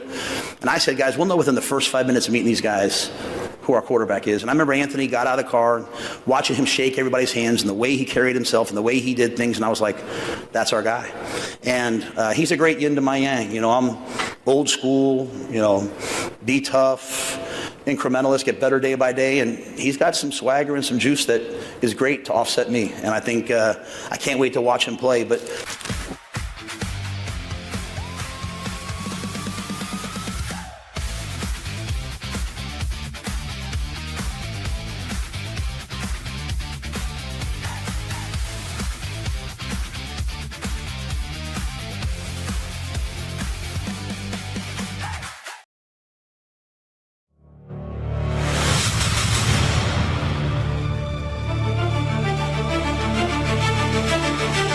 You're listening to Hurrdat Sports Live. Welcome back, Hurrdat Sports Live, presented by Next Gen Male Medical. That's DB. I'm Ravi Lulla here at Hurrdat Sports HQ. We are joined now by Steve Gardner from USA Today. Talk a little Major League Baseball. I don't know if you know this, Steve. There was a pretty busy day yesterday. I think I'm still recovering, as a matter of fact, Ravi. The deals were at one point just going so fast it was hard to keep up with everything. It's fascinating. Usually at this time of the year, whether it's the NFL or the transfer portal in college or basketball, all the sports we cheer for, typically both of us aren't happy. Yeah. I'm a resident Dodgers fan. He is a Red Sox crybaby. And at this point in this morning, we are absolutely tickled. Now, the Dodgers are still giving up in excess of a lot of runs here on this little mini skid they're on. But how about the Red Sox going from, this is a franchise that's capable of doing more, why don't they do anything, to maybe being the AL pennant favorite, potentially? Exactly. And that's the thing. I think the Red Sox pulled off maybe one of the best or the biggest deals, I think, yesterday, in getting Adley Rutschman, the catcher from the Baltimore Orioles, and keeping him away from their division rivals, the Yankees and the Tampa Bay Rays. It was a need for all 3 teams in the AL East. And the Red Sox got the plum of at least one of the plums of the trade deadline in Rutschman.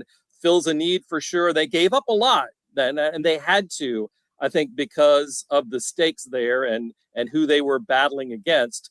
But I think that was huge for them. And you can't, even though Rutschman is on the injured list, he should be back, swinging a bat, maybe ready for rehab games and things like that.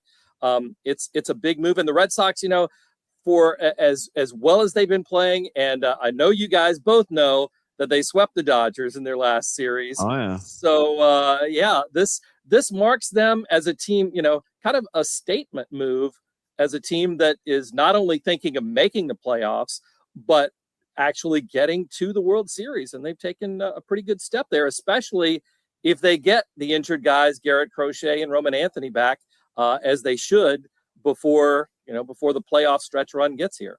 Two teams that want to make a move, because we're talking about Rutschman, so I just want to get this in now, and I'll move off of it. But haven't had more than the really 1.5 good years. Even though Rutschman came in, listen, the high draft pick, still has been hurt a ton and hard to replicate that one season so far, even as a youngin. Or Cal Raleigh, who, God, if he ever decided he was going to hit again and the 1 year anomaly, that changes the Mariners' profile. Who do you have more trust in helping their team this year? Well, I mean, I think Raleigh, you would think that he would find that stroke at some point this season. It makes me wonder, though, that it's taken so long. I think Rutschman could be that guy. I mean, already he's one of the best defensive catchers in the game right now. So even if he doesn't, come around and hit better than he has so far at the beginning of the year, the Red Sox obviously need him to be healthy. But just the fact that he is so good defensively, that's a huge plus for them. And to get offense, a 3-time All-Star, had a great season a couple of years ago, has not been as good. But again, he crushes left-handed pitching when he's right. And putting him in Fenway to be able to do that is huge. And I just think he's an all-around player. I'm an Orioles fan, have been for basically my entire life. And that deal was just crushing for me as an Orioles fan, especially with them, just 2.5 games out of the final wild card spot. Steve, when you're looking at, you mentioned the haul that the Red Sox gave up for Rutschman, and this is a more general question kind of about everything we saw happen yesterday. Where do you land on the giving up of really high-level prospects like the Red Sox had to in order to get Rutschman versus like, hey, we have an opportunity here, let's try and take advantage? You obviously don't want to mortgage your future. Like, how do you, where's the calculus in your head as you're kind of watching these deals come in? Sure.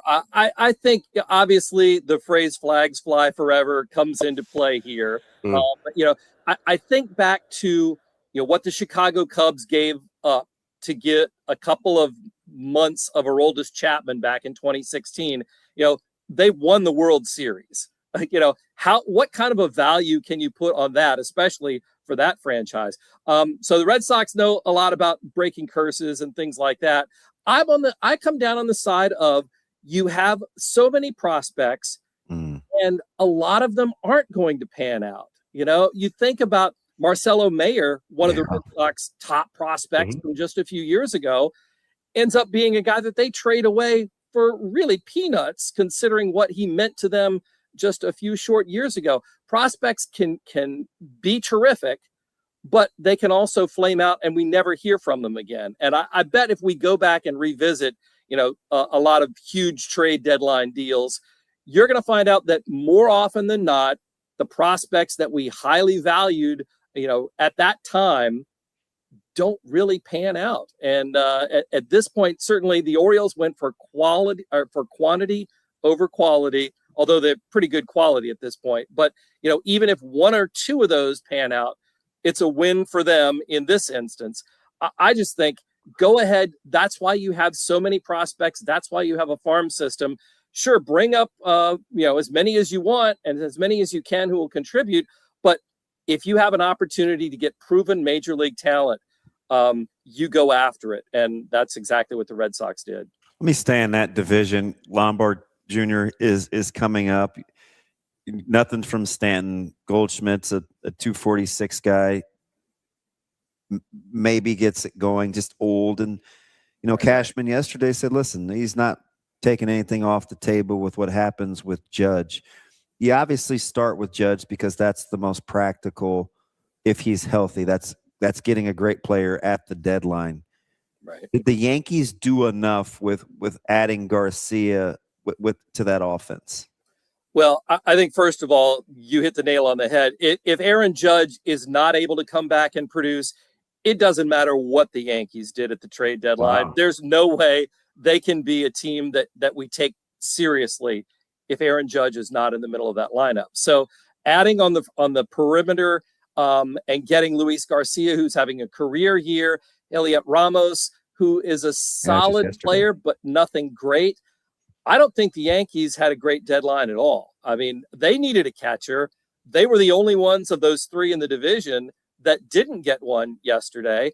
And they needed some bullpen help too that they didn't get. So in terms of what the Yankees season depends on, it wasn't what they got at the trade deadline and the incremental additions that they make there.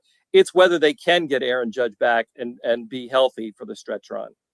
Steve, when you're looking at the other giant trade from the weekend, it wasn't happening at the deadline, so I think we maybe forget about it a little bit already, but he's set to make his debut today, Tarek Skubal with the Dodgers.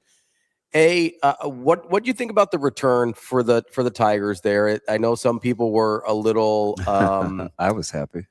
Well, yeah, I think some people were a little frustrated that they didn't get more, but weigh that kind of with the, hey, this is a rental in all likelihood. So that I think that matters with the return on these as well versus the, like, is this really the doom and gloom of the Dodgers coming to pass once again with just getting another arm? No, I think any contender could have put together a package similar to, maybe even possibly better than what the Dodgers did. It's just that there was the wherewithal and the desire to go out and get the best player. And that's what the Dodgers did. That's what they've done for the last several years. And that's what makes them so successful. I think the fact that the Dodgers could give away, a top 50 outfield prospect and another pitcher who's, got an ERA in the major leagues under 2 for his career, albeit in just a few innings. Yeah. To give away Zaire Hope and River Ryan in that trade for the Tigers, any team with a decent farm system, I'm thinking the Milwaukee Brewers could have done it. I think the Rays could have done it, could do that to get the best player in baseball, the biggest difference maker for the playoffs and for the rest of the season. I just think it's one of those where the Dodgers decided, any team could have eaten Tarek Skubal's rest of his salary for the rest of this year. Mm-hmm. So I think there's a lot of, risk avoidance because it's such a big swing. The Dodgers aren't afraid to take those big swings. And it really, in the end, they have such a great farm system. This was a deal that was made possible by the Dodgers' great scouting and player development that they could afford to, get rid of a top prospect in the minor leagues and a top pitcher who's on the verge of being a good major league starter, maybe a 2 or a 3, and not being able to blink because they have so many more in the pipeline. Yeah, and listen, as a fan, I get the vitriol and a little bit of the disdain, no question, but I'm not naive enough to think that they're a ball being stuck in an outfield fence and Milwaukee and 2 outs away from losing to the Blue Jays. Like, right. This thing, like, baseball is ridiculously hard to win. This sure thing is crazy. Like, the Dodgers didn't even almost get there last year. And 2 years ago, they won 2 games in the World Series with bullpens. Right. And the Padres have been close to knocking them off before. It's such a small margin for error. Exactly what you were saying. And I don't think, obviously the Dodgers are favored, maybe even prohibitive favorites to go to the World Series and win a 3rd in a row. But baseball is such a crazy game that it could be anybody. It could be the Red Sox. It could be the Rays.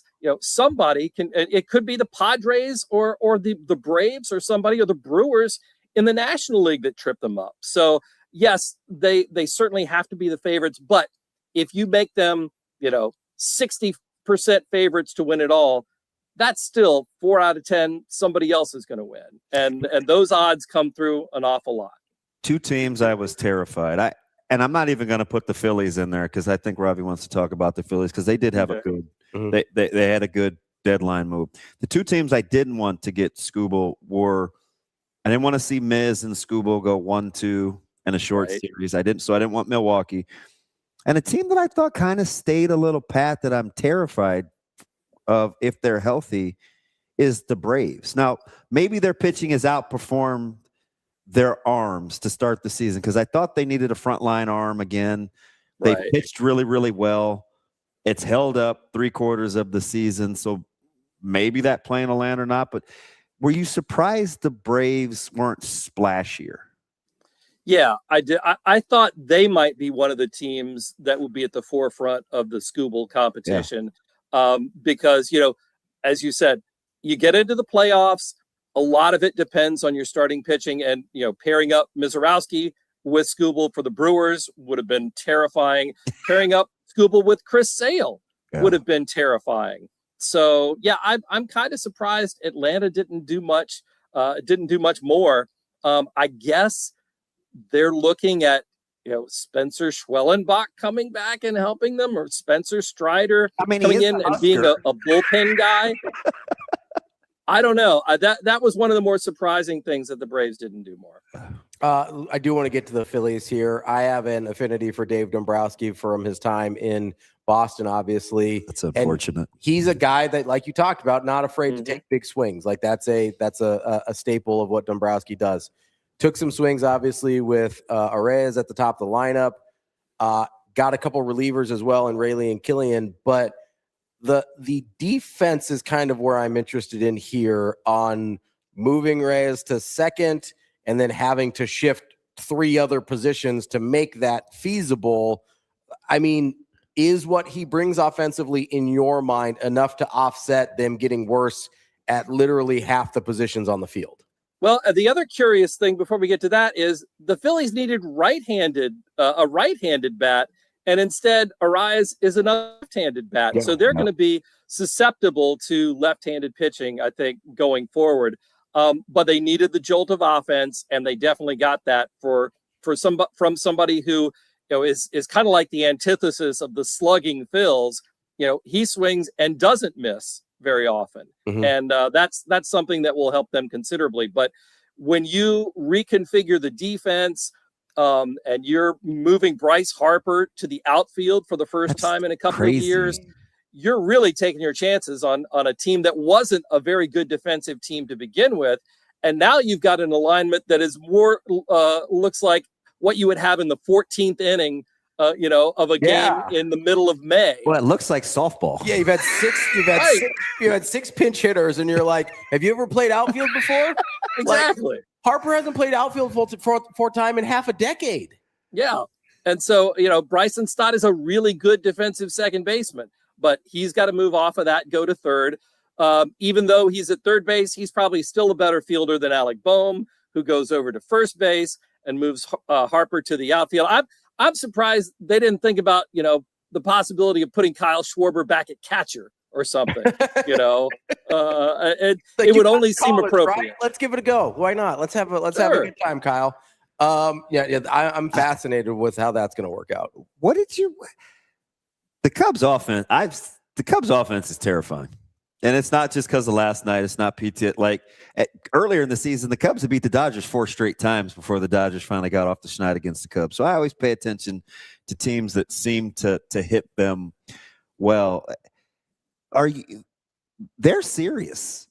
Should there have been a counterpunch from somebody else in the division? Because the Cubs, I don't know what they're going to do. Maybe Gausman is the guy. We'll see. But they look like a legit postseason team. Yeah, I mean, where's the weakness in there? I mean, if you've got Gausman's probably going to be their number 1 guy. Their playoff starter. Too?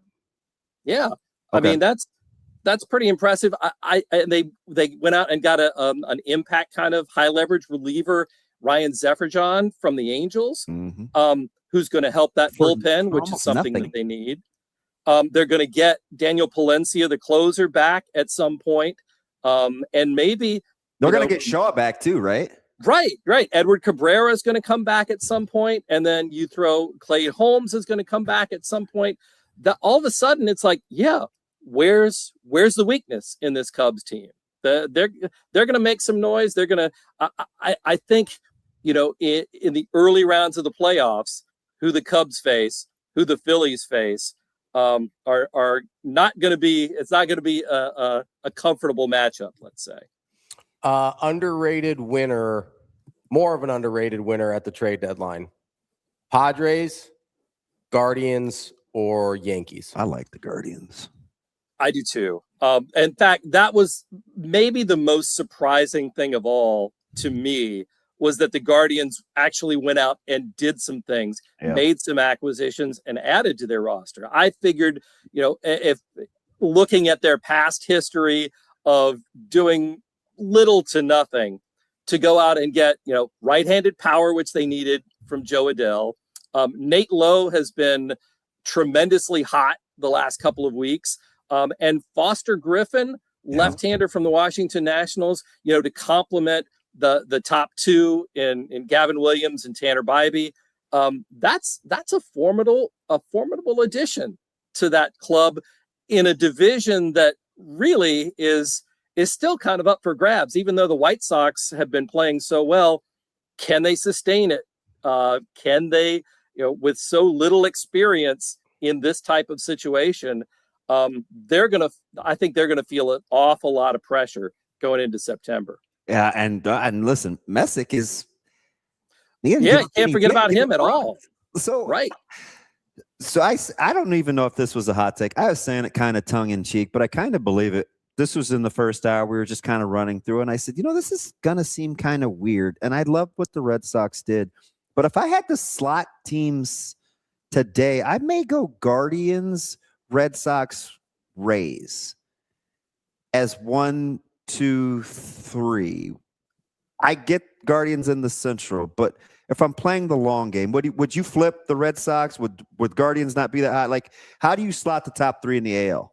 Yeah, I would put the Rays and Guardians kind of on similar footing. Okay. I think maybe the Rays a little bit ahead. The Rays made one of the more stealth moves yesterday in getting Liam Hicks from the Marlins. That we were talking about, they needed a catcher too, and really they got one of the best offensive catchers in all of baseball this year, and that's huge for them. They didn't have to give up anything, and they've been playing so well all season long. I think I would put the Rays, then Red Sox, then Guardians as the top 3. Rays, Red Sox, Guardians. Okay, so what do we do with the Astros? Do you trust the long game? I get it. Alvarez looks like Bonds right now, but do you trust the Astros on this heater? Not really. But I don't know who in the West is going to be good enough to really make waves. I think Seattle probably is the best team top to bottom in that division, but they got from the Orioles, Taylor Ward. So, I mean, that's an okay move, maybe not a difference-making move, but it does help their offense, gives them OBP, which they needed. As for the Astros, Dalton Varsho is a good player. That was an intriguing, kind of a challenge trade with the Blue Jays and Dalton Varsho for pitcher Spencer Arrighetti. It'll take a while to make sense out of that one, but yeah, I don't know that the Astros really have the depth from top to bottom to be able to compete with the big boys, kind of that we mentioned as the favorites in the American League. So I think Seattle eventually, despite I think they're still under 500 right now, but I think they can make a strong move going down the stretch. And the Astros, I think they're just kind of floundering and just there, which is kind of strange, considering that we have I've seen the Astros in the playoffs and the ALCS so many times in the past decade. Yeah, it's weird. I want to like the Rangers. I'm happy that Seager's healthy. I hope he gets more at bats, and the Rangers, DeGrom wanted to stay. That's a good story. I agree with you that I think the Mariners have the best roster, but the Rangers struggled again against a taxi squad last night for Vitello in San Francisco, and Webb's a stud, but Rangers are so interesting because you'd think that they'd be, they're not that far removed from right. They won it all just a couple years ago. And it's like, come on. Let me go to the National League. Now, full disclosure, as a Dodgers fan, I hate the Fathers. I cannot stand the Padres. I love the Bogarts contract they're saddled with, but they're not, they were aggressive. I'm a smidge concerned, but man, I don't know, man. What do you think with the Padres? Well, first of all, AJ Preller, the GM, just loves to make trades, and he's really good at making trades. Now, whether they're great trades, that's another story. I was hoping he'd let the bad move off of Miller, but he didn't let he held firm. And I think because the Padres, have done so much trading and depleted all of the assets pretty much that they have in their farm system, to be able to get a Robbie Ray and a Casey Mize while having so little to trade, I think is a huge feather in their cap. So that makes them dangerous. Again, we get to the postseason, you get to a best of 5 series and things like that. And the fact that they do have still Mason Miller, still have Adrian Morejon, at the back of the bullpen, that's huge for them, and that can make them dangerous. As we've seen before, they can make a move. Manny Machado is getting a little bit hotter, and if he catches fire, 208, but he leaves the building now a little bit more. Yeah, so that's a positive sign for them, and they're getting healthy. I think the Padres can certainly be dangerous too. I hope Manny Machado never gets a hit the rest of his life. They held serve last night, and I always talk about them because I like them as an organization. The team that always worries me if I saw them in the postseason is the Diamondbacks. Now I know they've got to get healthy. Made a few moves. They're a couple games ahead of the Padres in the division behind the Dodgers, but it's close. Just 2 games, I think, separate the two teams. They play a fun style.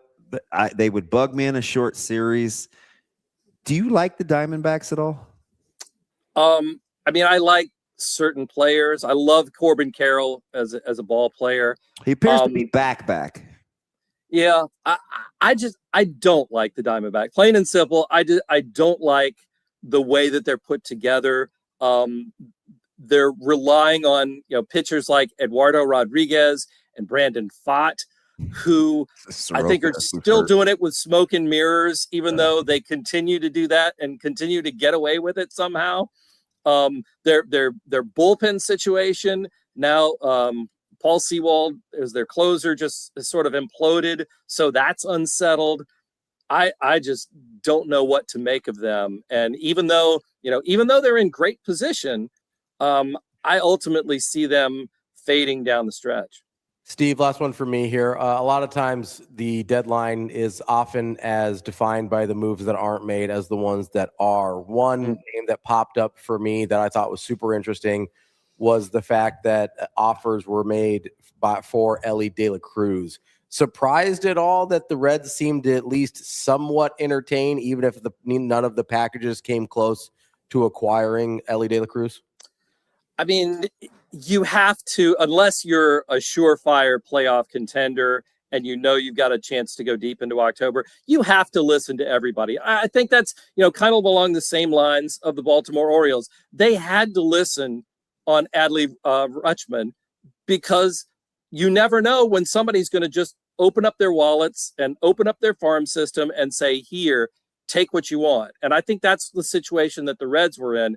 Not surprisingly, they didn't get that, incredible haul that maybe they could have for Elly De La Cruz or that they wanted to get. So if you don't have that, go ahead and keep him. You can still, field offers over the winter, into next season, if and when we have next season.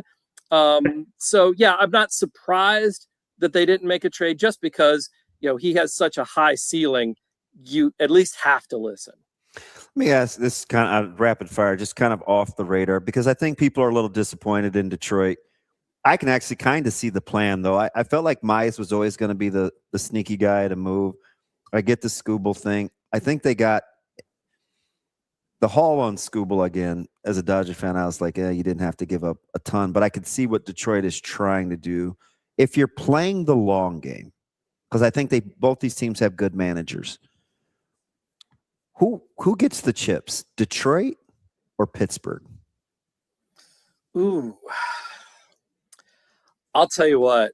I really like what the Pirates are building. I would come down on their side. I mean, you've got such a potentially great starting rotation beyond Paul Skeens and Jared Jones, Bubba Chandler, who are in the majors right now. The Pirates have some excellent arms coming up through their minor league system. You've got somebody also kind of a franchise type player in Connor Griffin.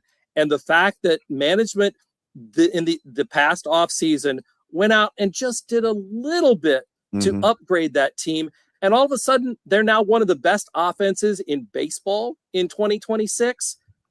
I mean, just think of the possibilities if you try to win instead of just try to collect that revenue sharing check. So I'm hoping that the little taste of success that the Pirates have had this season kind of keeps the momentum going. We've seen them succeed, for short periods of time, but never able to sustain anything. I think this is the kind of young talent base that they have that might allow them to keep that momentum going and be, a contender down the road, even if they're not necessarily there this season. They made a nice addition, Luke Weaver, to the back of the bullpen. So I think they'll be competitive throughout the rest of this year, but looking ahead to future season 2027, 2028, that's where I think it gets really bright for the Pirates if they can continue to support the team and invest in the team. It's crazy. I give you 11-4, a 1-1 whip, a 3.9 ERA, and 140 Ks, and you're like, oh yeah, that's Braxton Ashcraft in Pittsburgh. Like he's their third or fourth starter. Like that staff is pretty good, and very good. Even with Skeen's velo down, right? Which could just be fatigue, right? I think so. It's weird because I mean he's still young. You would think that he would still be able to throw as hard as he did last year, but the trend is not great. I don't know. There could be maybe a small injury situation, whatever. The guy is still supremely talented, and maybe some rest does him well over the offseason. But they could be scary good and dominate. Maybe not. The Brewers will still be around. I think the Cubs will still be around, but they could be outstanding in the years to come. That's Steve Gardner, USA Today. Steve, appreciate the time as always. Great stuff. We'll talk to you next time. All right, sounds great, guys. Thank you. Thanks, Steve. That is Steve Gardner from USA Today. If I told you the NL Central, the team with the least amount of wins was still 53. Yeah, that I wouldn't have bought that coming in. It's crazy. Yeah, I mean that's the Reds are 53 and 58, something like that. Which would almost be good enough to be leading the AL Central. It's or the AL West. It's a crazy competitive division without being super sexy. It is. Yeah, there's a lot of teams we don't think about, and that's part of the reason I brought up LA De La Cruz, because they're not that bad. They're not that far off. I've watched, and it's just one game, and there's 162 of them, and the worst team beats the best team all the time. But watching the Padres last night, I'm like, yep, just keep being these guys. Yeah. Well, when you got cancer in your locker room like Machado, that certainly helps. You got some really bad contracts too. Some bad dudes. I don't know. I was like, please move off of Miller. But I was talking to Mike Farron, and he's like, yeah, this was last week or maybe the week before. He's like, yeah, Padres aren't moving off of Miller. Don't get your hopes up. That'd be insane. Oh, believe me, I was cheering, but they turned into buyers. But if they want to send him to the Red Sox, I'll take him. Of course you would. I mean, you're fine on the back end. No, yeah, there are. Chapman's been. I mean, knock on wood. I think he just got reliever of the month. Like Chapman's been incredible. Yeah, you're good at his age. Like he's been so good, and I think getting Miller as a lefty out there to help set up is important. I wonder what we get from a healthy Bubic. I don't know. Be interesting. Situational. I mean, that's half of baseball, right? Situational. Yeah, and Roberts has shown in the postseason he's not afraid to use starters out of the bully. Well, I mean, that's the real advantage that you have if your guys get healthy, is that, maybe use 3 or 4 starters in a series, but then you got a couple guys that you can move to the pen, and obviously all of a sudden a pen that you don't love gets shored up in a hurry. Yeah. Like that's the big advantage of it. Do you mean Sands at 27 blown saves last year? I mean, did you or did you not win the World Series? Can we get again? A ball stuck in a fence. Austin, can you check for me who won the World Series last year? A ball stuck in a fence and 2 outs away from getting dusted off by the Jays. And if ifs and buts were candy and nuts, we'd all have a Merry Christmas. It's you won baseball, the World Series. I don't know what to tell you. It's baseball. Yeah, and you still won the World Series. So anything can happen. Did you or did you not win the World Series? We did. Okay. I mean, you can bottom line. I can still tell you talk about the degree of difficulty. Listen, degree of difficulty is great, but the degree you needed you needed some breaks. I understand that, but you get way the margin for error on those breaks goes way up when you we're going to use the term hoard talent, not accumulate. I need hoarders. Proper enunciation, please. Hoard. Thank you. You know, as in hoarders. Yeah. Like, wasn't it the Jung Horde and Beastmaster, Shane? I think hoarding is when you acquire something and you just kind of just set it there in case you need it. Yep, I think that's accurate, Shane. I think that's a really good description of what we're talking about. I mean, is that like getting like 18 pitchers? Yeah, I think it's having hey, I think we just need a pitcher so we can pitch every half inning. Yeah, if you could have somebody just go like, hey, and I'm only saying that because they took my pitcher. You only need did you smile? No. Oh. Damn it. Did you say cheese? No. Okay. They took your what? Nothing. My reliever. Starter, but that's okay. You said they took my whatever. picture. Like, they took it where? It's like was your shirt tucked in? School belt picture fastened? My shirt is always tucked in. School picture day. You got that right. It is always tucked in. Kind of weird. Whatever. Let it hang. You know, the hoarder. You probably know this guy. He was famous around Millard North for having his shirt tucked in all the time, no matter what the like combination of clothes were. Who's that? One Chip Baugh. Oh yeah. He would rock the like polo yep. tucked into like basketball shorts. Oh yeah. And I was like, that is a vibe, my man. Listen, he was a vibe. My man stayed juiced. I love Chip. Hey, where we winning today? Who we got? Who we got? Dude, Chipper's my guy. I love that guy. You were not allowed to be in a bad mood around CB. Terrific. He was my gym teacher for like 3 years. I love that guy. Yeah, dude gets it in. Fit. I mean, just good natured. I like him. Man, I'm a big Chip Baugh fan. Talk about bring your own juice. You don't need to. He brought it for you. By the way, I went back. Or buy your own picture of Shirley Temples. Buy your own who? Picture. Photograph. Say cheese. All right, let's take a quick break here. We'll be back. More Hurrdat Sports Live right after this. That's DB. I'm Ravi. Lulla. It's Hurrdat Sports Live.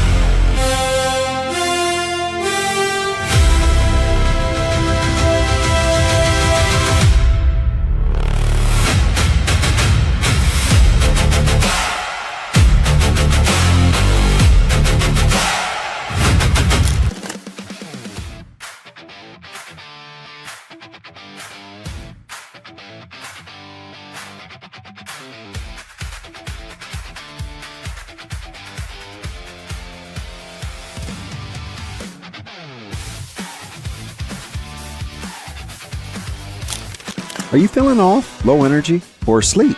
At Next Gen Male Medical, we not only evaluate your testosterone, but overall health. Schedule a visit at nextgenmmc.com. Together, we'll get you back on your game.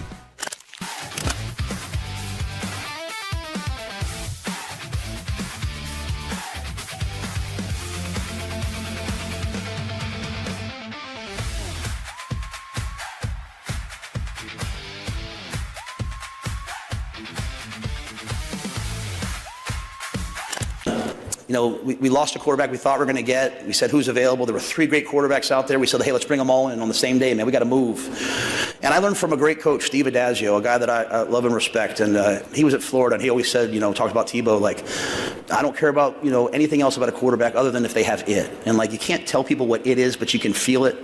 And I said, guys, we'll know within the first 5 minutes of meeting these guys who our quarterback is. And I remember Anthony got out of the car and watching him shake everybody's hands and the way he carried himself and the way he did things. And I was like, that's our guy.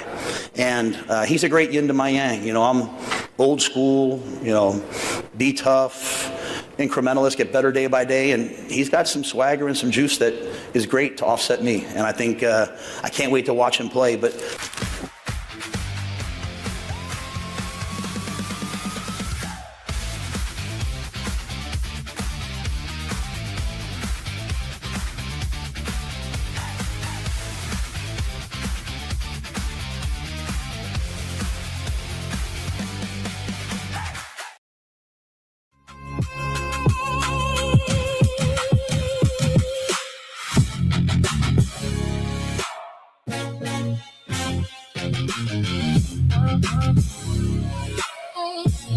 You're listening to Hurrdat Sports Live.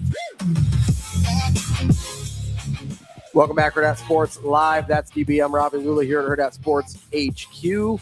Reminding you, give our friends over at Next Gen Mail Medical a call, 402-614-9700. At some point, DB will get back on schedule and get out there again. But I'm on. You mean move it to the middle of the week? Yeah, you're a couple days I know. late. I've been a Friday guy. You got to get back on schedule, man. Well, I can go Thursday today as long as nothing happens. Well, today's Tuesday, so you can't go today. It's too early. You can't go Thursday today. That's not going to work. Oh, maybe in 2 more days. It's the different tea day. It's all right. We'll make it. Do they have a vitamin kind of get you back on track a little bit? Wow. There's nothing wrong with my faculties. Give him a call. Did I throw you off with the whole Daredevil thing? Yeah, you're just like, hold on. Let me see if Jennifer Garner out here. I wasn't looking for Jennifer Garner. I don't even really like Jennifer Garner. Give him a call, 402-614-9700. She's okay. Next Gen. She's great. Male Medical. Jennifer Garner? Yeah, she's a good actress. She's fine. I'm pro Jennifer Garner in general. Are you? Generally speaking, yeah. I think so. I like Daredevil. I thought she's a funny follow on Facebook. So. I like that movie better than I think people give it credit for at this point. What? The Daredevil movie? It was really good. You should have watched Born Again. You should have watched the Daredevil series on Disney. I didn't, though. It was really good. Yeah. You liked all those series, though, didn't you? Not all of them. I like Jessica Jones. Mm-hmm. I liked Daredevil. I liked The Punisher, which would have been way too violent for you. Can you I don't mind violence. I just need there to be a reason. Oh, he was angry. There was a reason. Yeah, like I don't have a problem with violence. I don't like it when it's like just action for the sake of action. I think it's boring. Yeah. Like I need there to be a point to what's happening. If there's a point, I'm good. Did you like Luke Cage? Actually, can you send that to Austin? I did send it to Austin. Are you mad? Oh boy. Yeah, no. This was not the point.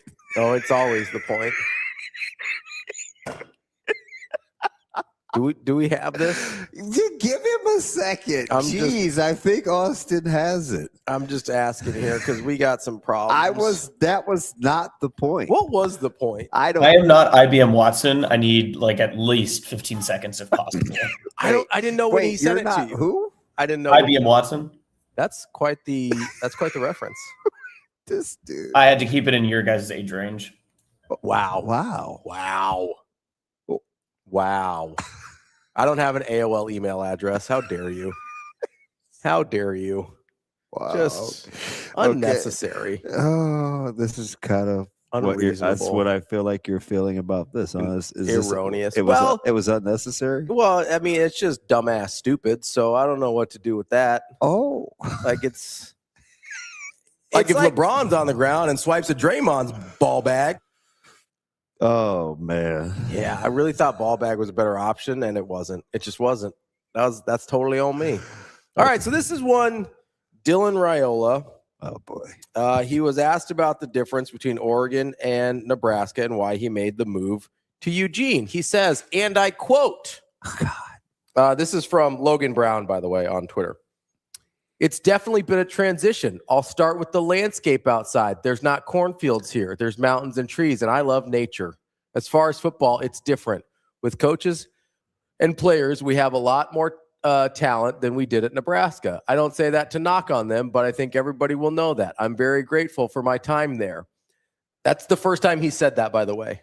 Are sure that's the first time that's the only reason I sent that. It wasn't a goodbye. This is the very first time he said he's grateful for anything that happened at Nebraska, by the way.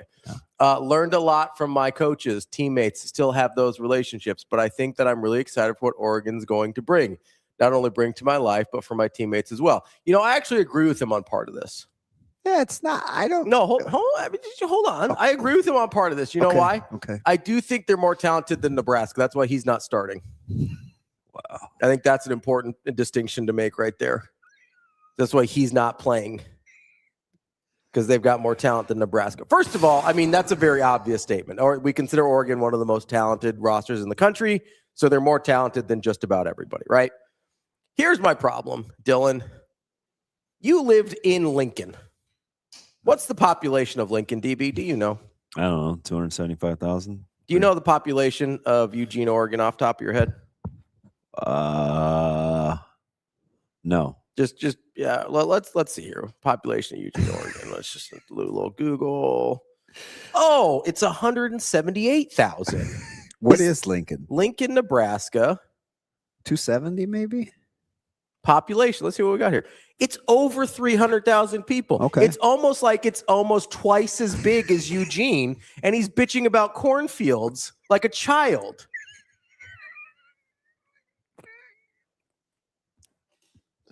This is my favorite thing that people do because they're stupid. They're like, UConn has done this. They're like, when they come to Omaha and put the we're coming to Omaha, and they've got some basketball player in a cornfield. It's like, you're not playing in the Panhandle, brother. Storrs, Connecticut is not bigger than Omaha. Watch your tone. Sorry, apologies. Didn't mean the Panhandle, catch a stray there. But like, you're not playing in the Corn Palace up in South Dakota in Mitchell, okay? You're playing in Omaha, Nebraska, who I believe the capacity of CHI Health Center is closer to the population of Storrs, Connecticut than Storrs, Connecticut is to the population of Omaha, Nebraska. Eugene is literally about half the size of Lincoln. What are we talking about, man? Cool, you like mountains. Congratulations. Why don't you go climb one, see if we can get in shape for the season? How does that sound? Does that sound like a good plan? Is that an option? Was that the problem with the cornfields? You were distracted by food all the time? What's going on, bud? Like, why is that even necessary? Why is that even part of this? You think when the guy asks you, hey, what's the difference between Nebraska and Eugene? He's like, he's really looking for landscape commentary. You think he's like, well, pretty level out here. Good soil for the corn. Got mountains out here, though. Not as agricultural. Like, what are we doing? It's a dumbass way to start that answer. He's asking about football, dummy. What are we talking about? Can we just stop with like everything in Nebraska is a cornfield? Can we knock it off? Iowa's got more corn than we do. It's bad corn, but they've got it. Like, what are we talking about? You think Oregon outside of like 2 cities is like this urban metropolitan, like metropolis? What are we doing here? This isn't the East Coast where it just goes Boston, New York, Philly, Washington, D.C. Like, Eugene's kind of in the middle of nowhere, homie. You traded cornfields for pine trees. That's all. That's it. That's the trade you made. Congratulations. Hope you feel good. It's less pressure, though, because you won't be playing, so it's fine. It's fine. Wow. Maybe that's what he meant. He liked the landscape of not having the weight of the world on his shoulders. Maybe that's what he meant by landscape. Ravi here for defending Nebraska. I mean, it's just dumbass stupid. I don't know what else to do with it. Everybody's like, yeah, I went to Lincoln. It's like, okay, so you didn't see cornfields. That's all. You got to go outside. You got to go outside the city. It's twice as big as Eugene. What are we talking about? There's one thing about you. You're going to defend this place. 100%. The city, the state. If you're not imaginative enough to find things to do in Omaha and Lincoln, that's a you problem.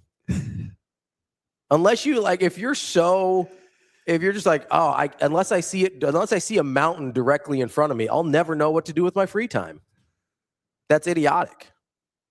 We're not doing that. That's all. That's all I have.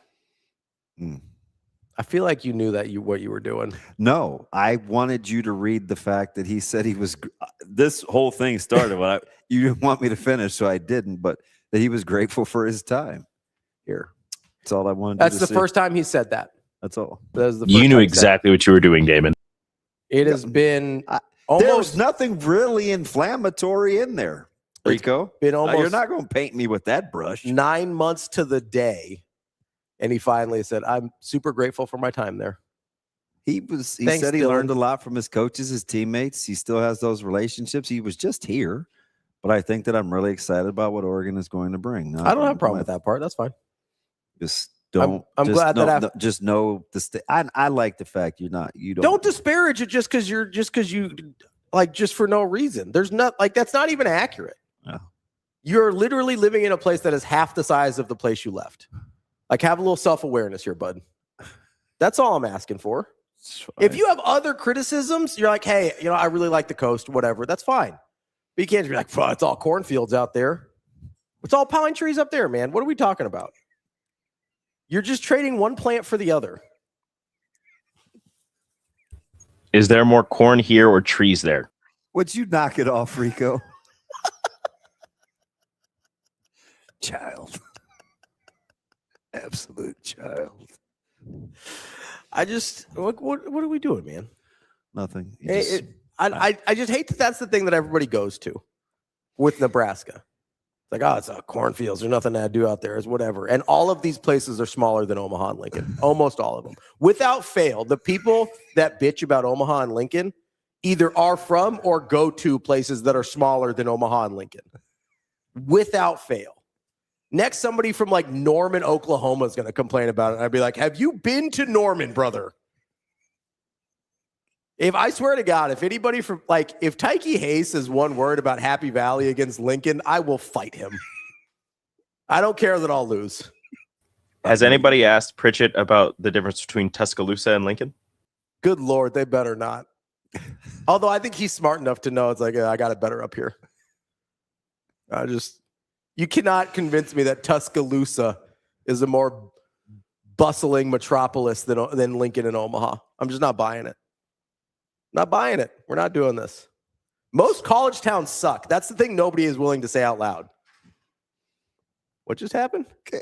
That was probably Zoe. Oh, I was like, what's going on right now? I thought somebody was trying to break in for a second. Yeah, that's probably Ryder. I thought Sasha came in and was like, we're done. Look, she just walks in like she owns the place. Did you say I do? Hi. How are you? Good. How are we feeling? Yeah, we're on the air. Look at that. It's fine. Zoe, how are you? Good. Okay, get a little fist bump. There we go. You guys hanging out today? Zoe, your thoughts on cornfields? Do you like cornfields? No. No. That's good. You live in Omaha. You never have to see any of them. Yesterday, we were talking about Christmas or something like that. She's like, oh, I can't wait for Christmas. And I said, well, hopefully we're not here for Christmas. I'd like to be traveling. And she goes, oh, over that.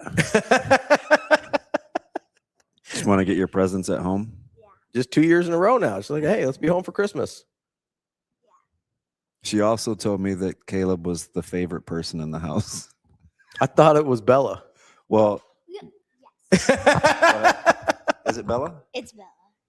Bella's my favorite person in your house, too. Why do you think Bella's my favorite? Because you give all the attention to her.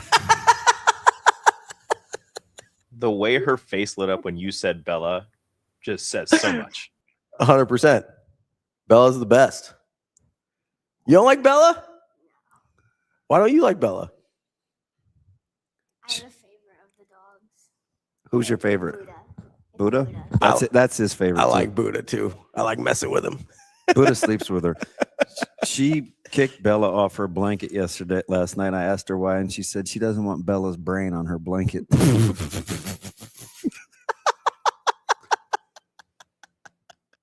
Didn't you?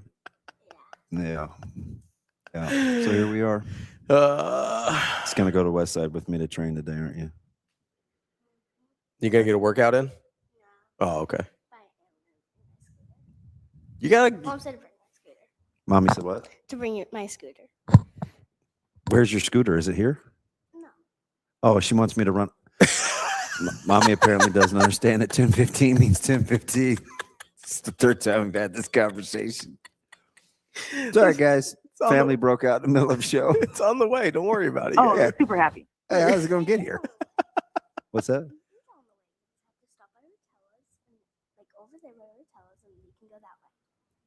You know, that way to West Side. Yeah, you're just getting some bread and some scooter, apparently. All right. If Shane plays the music at the right time, maybe we'll go get your scooter. You just going to roll that thing around the track? Well, now you got Shane thinking about bread, so he's ready to go. My man loves his loaves of bread. He's got to get out of here. He's ready to I roll. thought you said she just rode her scooter to the office. I don't know what I said. That's the show for today. Stick around, though. It's going to be me and Jacob Padilla. We're going to talk a little Bluejay Breakdown as they wrapped up their summer practices and workouts last week, and we had a chance to see some of those. So we'll talk about that and answer a bunch of questions you guys sent to Jacob online. That is right after this, so hang on, and we will talk a little Bluejay Breakdown. Got one more thing tomorrow. Make sure you tune in. We're going to talk about like the off season and the eye roll. This was a tougher off season. Yeah, we'll give some tangible reasons on what I think is different, because the theme is, you heard Coach Rhule talk about it at Big Ten Media Days. You got to be able to win games in the fourth quarter. Mm-hmm. It starts with a mindset. There you go. That's a little tease for tomorrow. That's DB. I'm Ravi Lulla. We'll be back tomorrow with more Hurrdat Sports Live.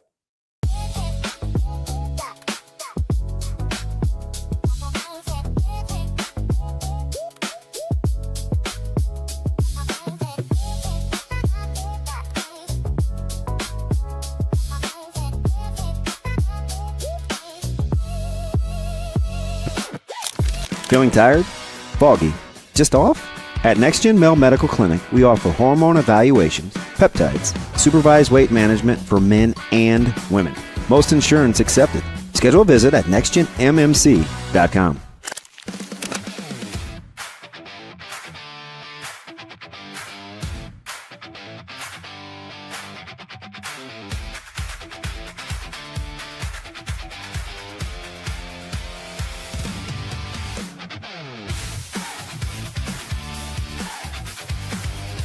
What are the positives and negatives of that, though, of just having the spotlight, having all eyes on you pretty much all the time?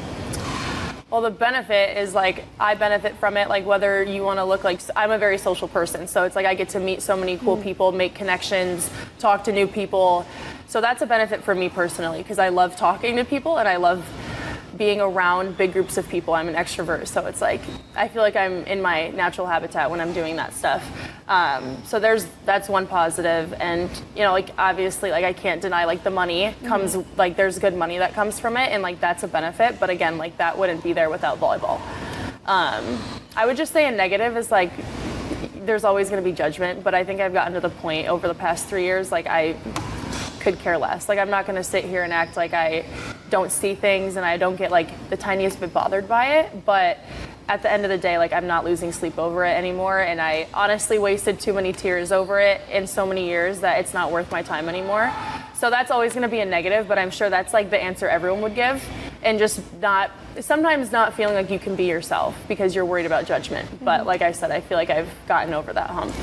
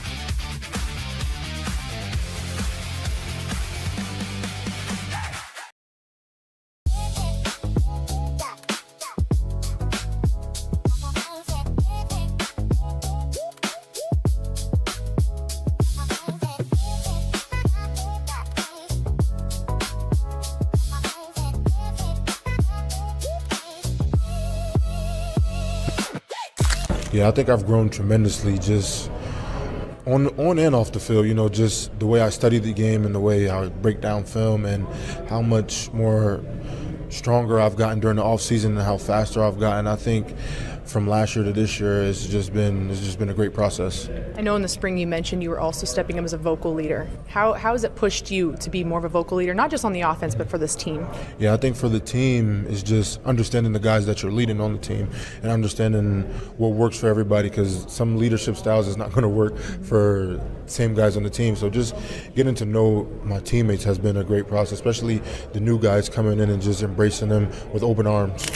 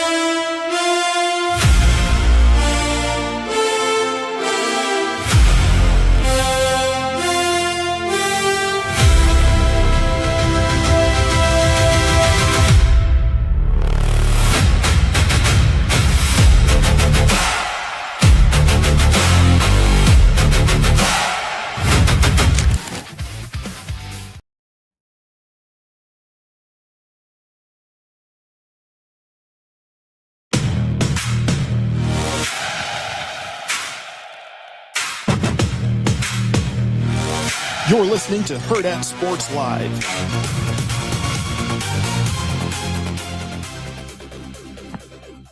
Welcome back. I'm Ravi Lulla, joined now by Jacob Padilla as well from Hurrdat Sports, as we're here for a little Bluejay Breakdown Summer Edition. Jacob, how we doing?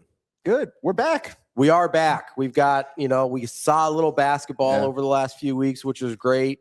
I know we're barely getting into fall football camp as well, but it is nice to have these summer workouts to get a little preview, a little glimpse of what the team's going to be beforehand. Yeah, we're back. They're gone. Let's say they're no longer back. 8 works a week or whatever it was now. Huss, I know it was taking a few days to go relax before heading overseas again. So the guys got to go home and spend some time with their family before they return to gear up for the actual semester and get ready for school before diving back into some more preseason workouts. So got to see a kind of good chunk of what they're able to do. Got to see everybody in action. And now it's time to kind of talk about what we saw. Well, and one of the things, and I have to just shout out a little appreciation here to Coach Huss and staff. And this is how it was before also with Coach Mack, was just allowing us to be there as much as they do. Really, really generous. They don't have to do that. I mean, a lot of other programs don't. They're as open with their practice as just about anybody I'm familiar with at this point.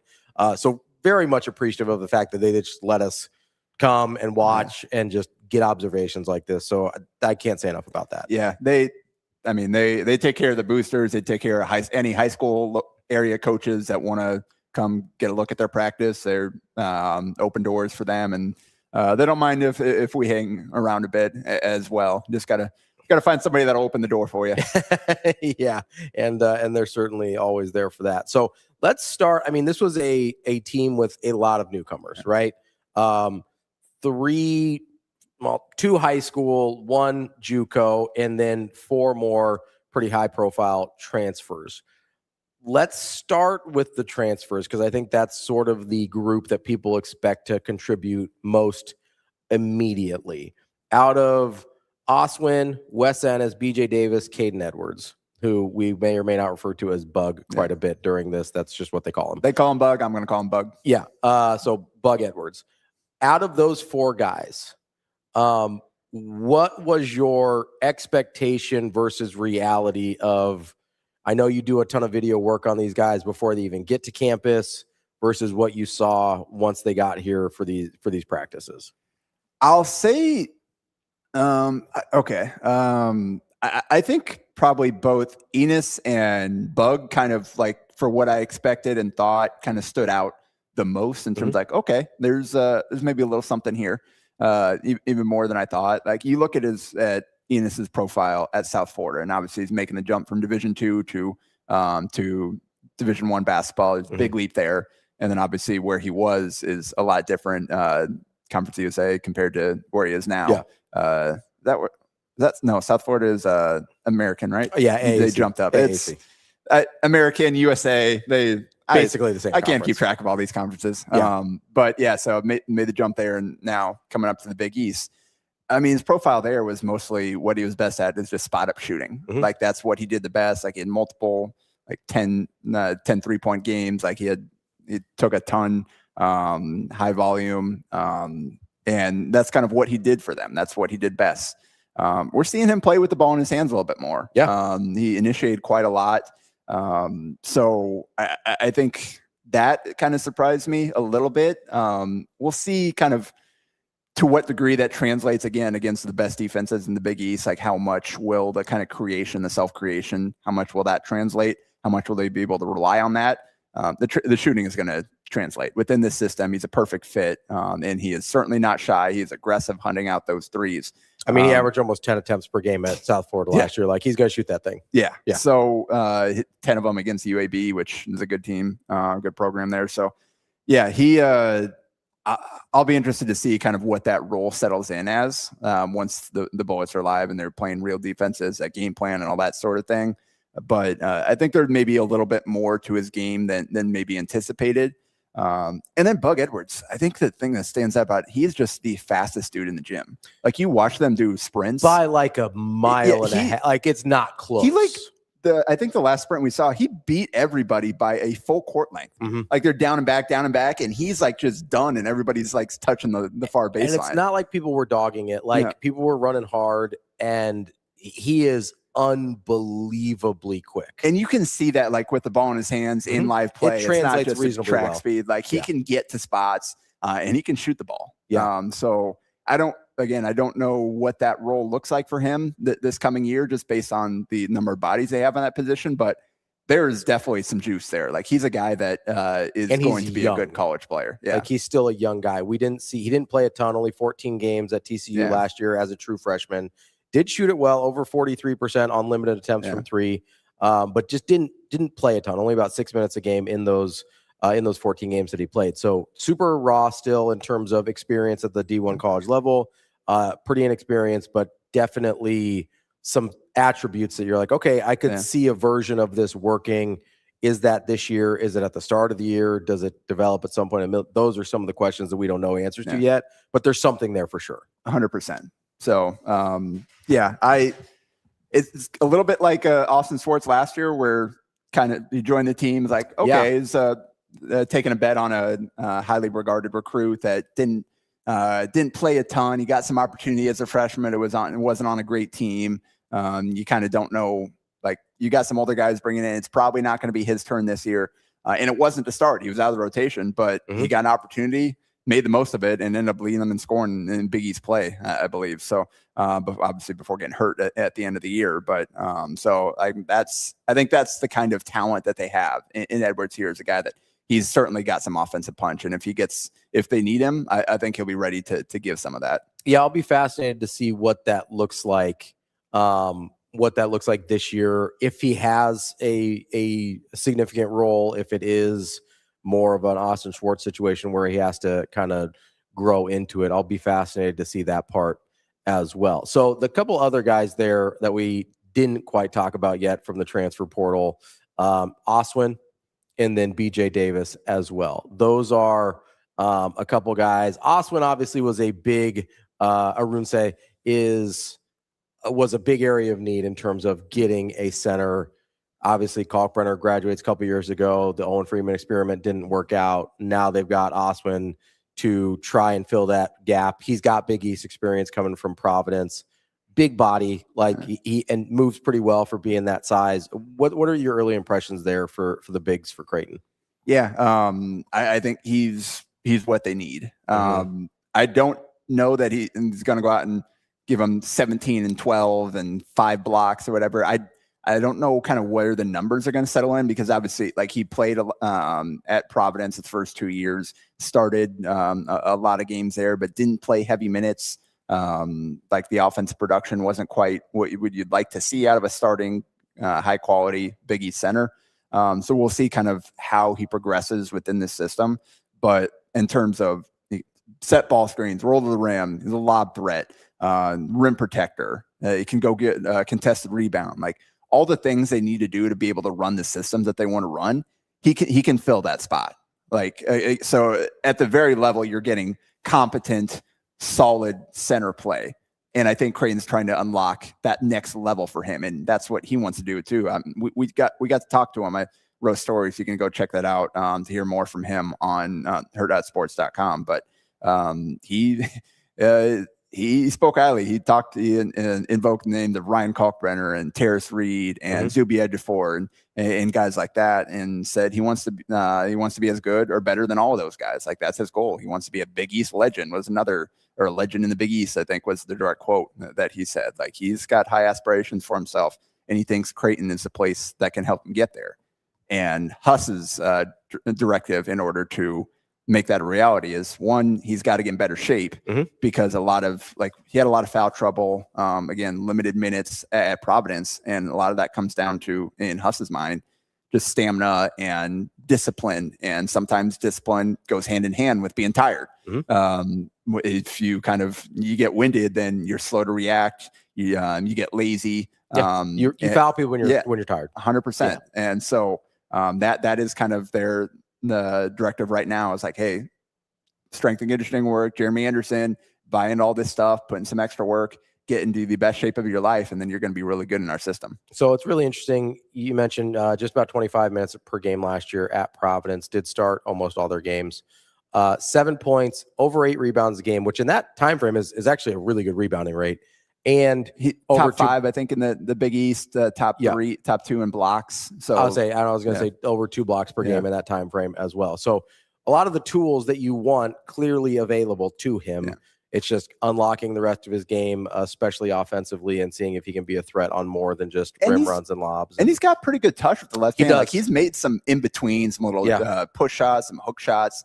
Even a couple like face up, little face up jumpers. So he's been pretty solid. Like, it's not one of those situations where you look at it and you go, oh, there's just no feel offensively at all. Like, I don't think that's the case. And they're putting him in a lot of DHOs, a lot of get actions where he's making decisions, playing out away from the basket. I think that's still a work in progress, but they're exploring that space with him as well. Yeah, for sure.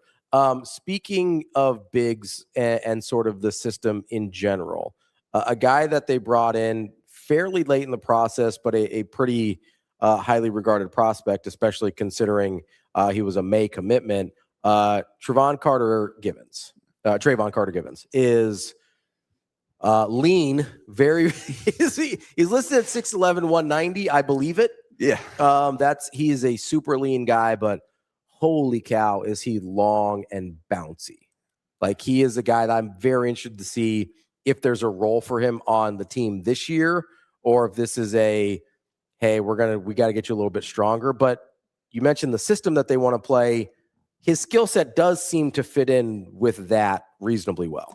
And so he's a guy, when I first started watching workouts, like, okay, this guy's interesting, but he probably is a long way off. Like, there's just zero chance that he's going to be able to hold his own, anchor himself inside.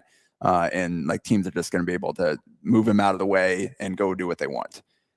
The more I watched, I think he did get better throughout the summer, but also just like the 7'5" wingspan. That's what he has, a 7'5" wingspan. Insane. And it looks every bit of that. Yeah. And he uses it. Like, he plays with, he makes, like, he's just annoying to play against. Like, he's going out in ball screen coverage, he's poking the ball free. Yeah.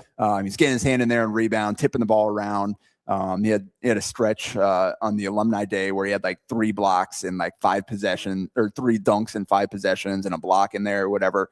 Like, his arms are just so long and he's making plays with them. And so moves really well. Yeah. The more I see is like, okay, they might be able to get some minutes out of him. Just, I think he'll be able to get back what he gives up.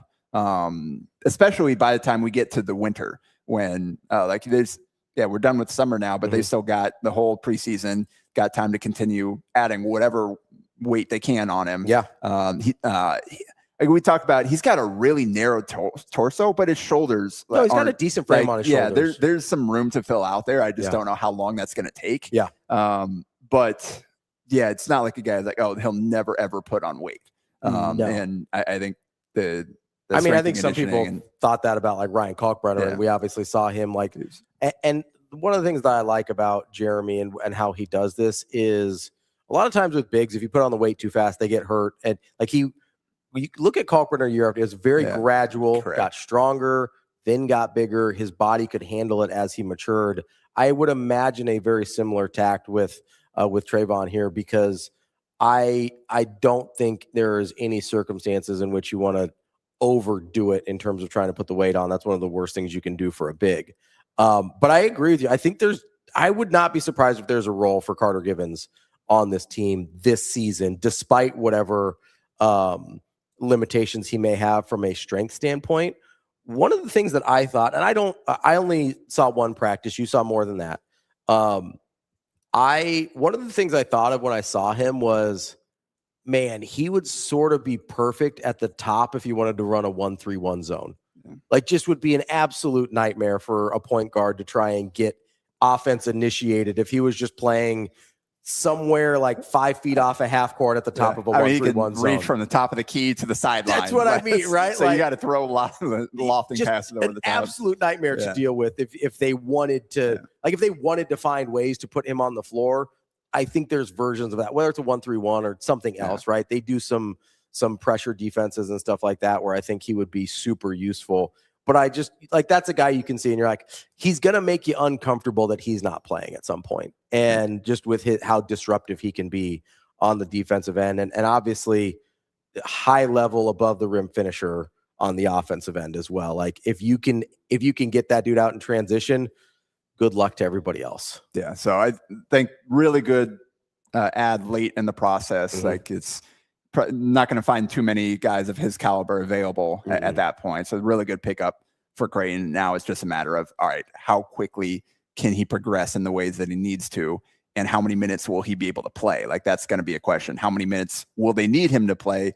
Like what is Oswin? We talked about, can he get to the point where he's playing 30 minutes a game? And now you just got to piece together 10 minutes a game with your backup bigs, with Jason Green, with Isaac Trout, however you want to do that.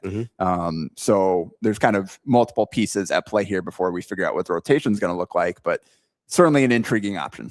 All right. Now I would say from a recruiting standpoint, the star of the class was Cottrell Harmon. He was a top 60 player, according to 24/7. Really, really highly touted, really well regarded combo guard. What have you seen from Harmon in terms of, I guess, A, his skill set, and then B, what you think his readiness is? Now, again, we're talking about like 2 months after he graduated high school here, so grain of salt. But in terms of his initial readiness and skill set for the college level. Yeah, I think first thing to jump out, the positional size, length, athleticism, like some of the plays that he makes, just the drive to the finish, or drive to the rim, the extension finish, dunks. Like there's one in the half court where drove baseline and just like hammered it. Yeah. And he looks, by the way, he's only listed as an inch taller than Bug Edwards. He looks way bigger than Edwards.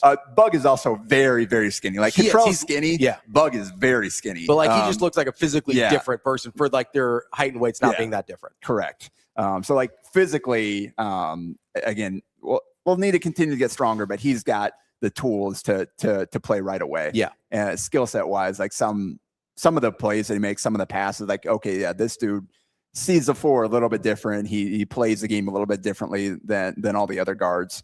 Like he can shoot the ball. Like he's very talented. Like you can see why they were so high on him. Like you said, he is very young. And I think this environment is a bit of a culture shock for him. Sure. And I think the biggest thing for him is handling adversity, handling tough coaching, handling all that type of stuff that it doesn't seem like he's experienced previously.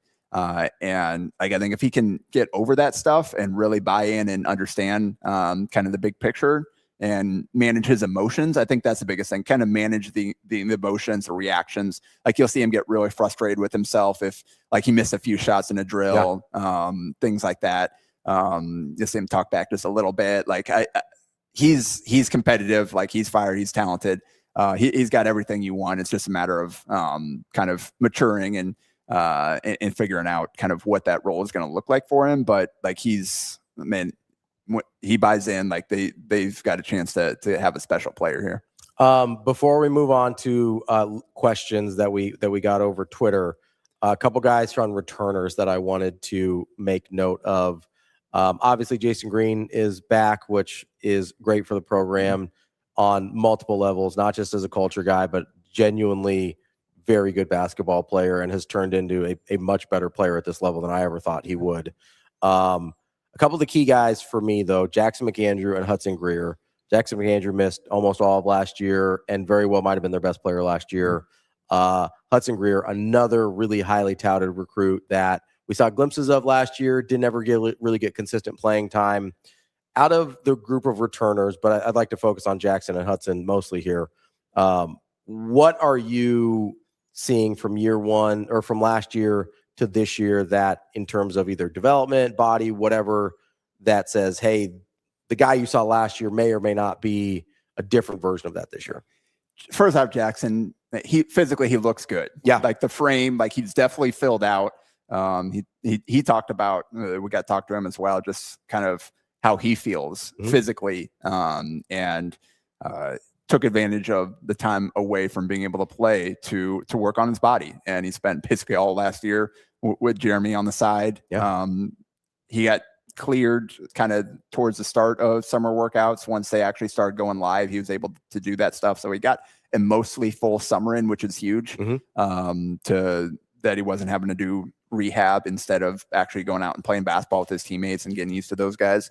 And just see, I wouldn't necessarily say he's gone out there and he's been like dominating practice, looking like the best player every single time. Like he's filled it and he's done some things that you'd expect from Jackson McAndrew. I think seen some plays where like, okay, that looks a little different just from a physical like I think the one I told you about and just that stuck in my mind, it was a practice CHI where caught on the wing, like pump fake, forced a closeout, got by, and then like dropped a dime to the big in the dunker spot, put up a little shot, missed, and he's on ball in the air, flying in there, midair catch and finish. And that's just kind of like the overall, like the off the dribble, the passing, the going and getting the ball in the air, like all the little stuff outside of shooting. And that's what we talked about. Like you saw all these skill sets with him in high school.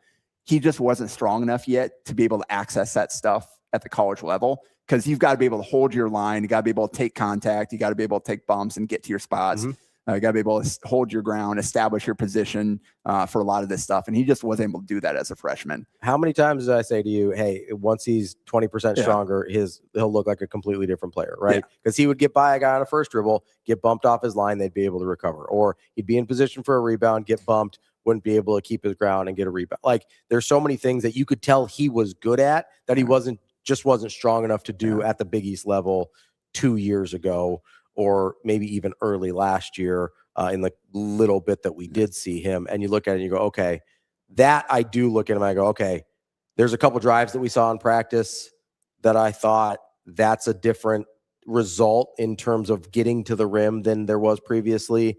And as you mentioned, I think the motor, when you get stronger, I think your motor can improve too, just because you're not fatigued from trying to hold your ground all the time. That was a really good sign for me. I know a lot of the other stuff will come. Obviously, the shot still looks great. Like he's a lights out shooter. But that was kind of the most encouraging thing for me on Jackson was I think he's got that 10 to 20% stronger that I thought he needed to be able to use his full game. I agree. Like, so I don't know how quickly it's going to be where it's like every play make like control, like how I don't think you're going to like ISO. How quickly is he to his, how close is he to his ceiling? I don't know that yet. Again, I mean, it's structured scrimmages, like they're not running plays, all that type of stuff necessarily for guys directly. It's going to be different once you get into live bullets, and we'll be able to learn more about okay, how good is he going to be this year? Yep. But we're seeing, I think, what we need to see to be encouraged about his potential to get there this season. Yeah. And then Hudson, similar to the thing that first jumped at, like, he looks stronger. Yeah.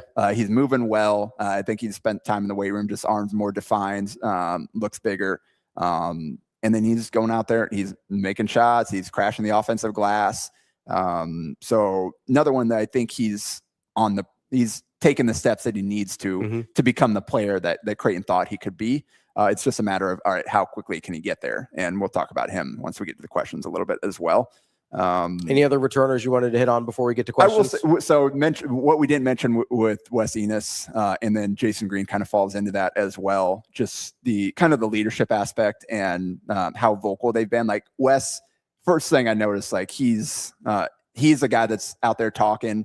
Like he'll talk to everybody. He'll ask questions. Like in the film study, he'll be the one that asks questions, but then also later on, he'll like add to what the coaches are saying, like talking to his teammates, like, this is how we need to do this, like based off what the coaches had just explained.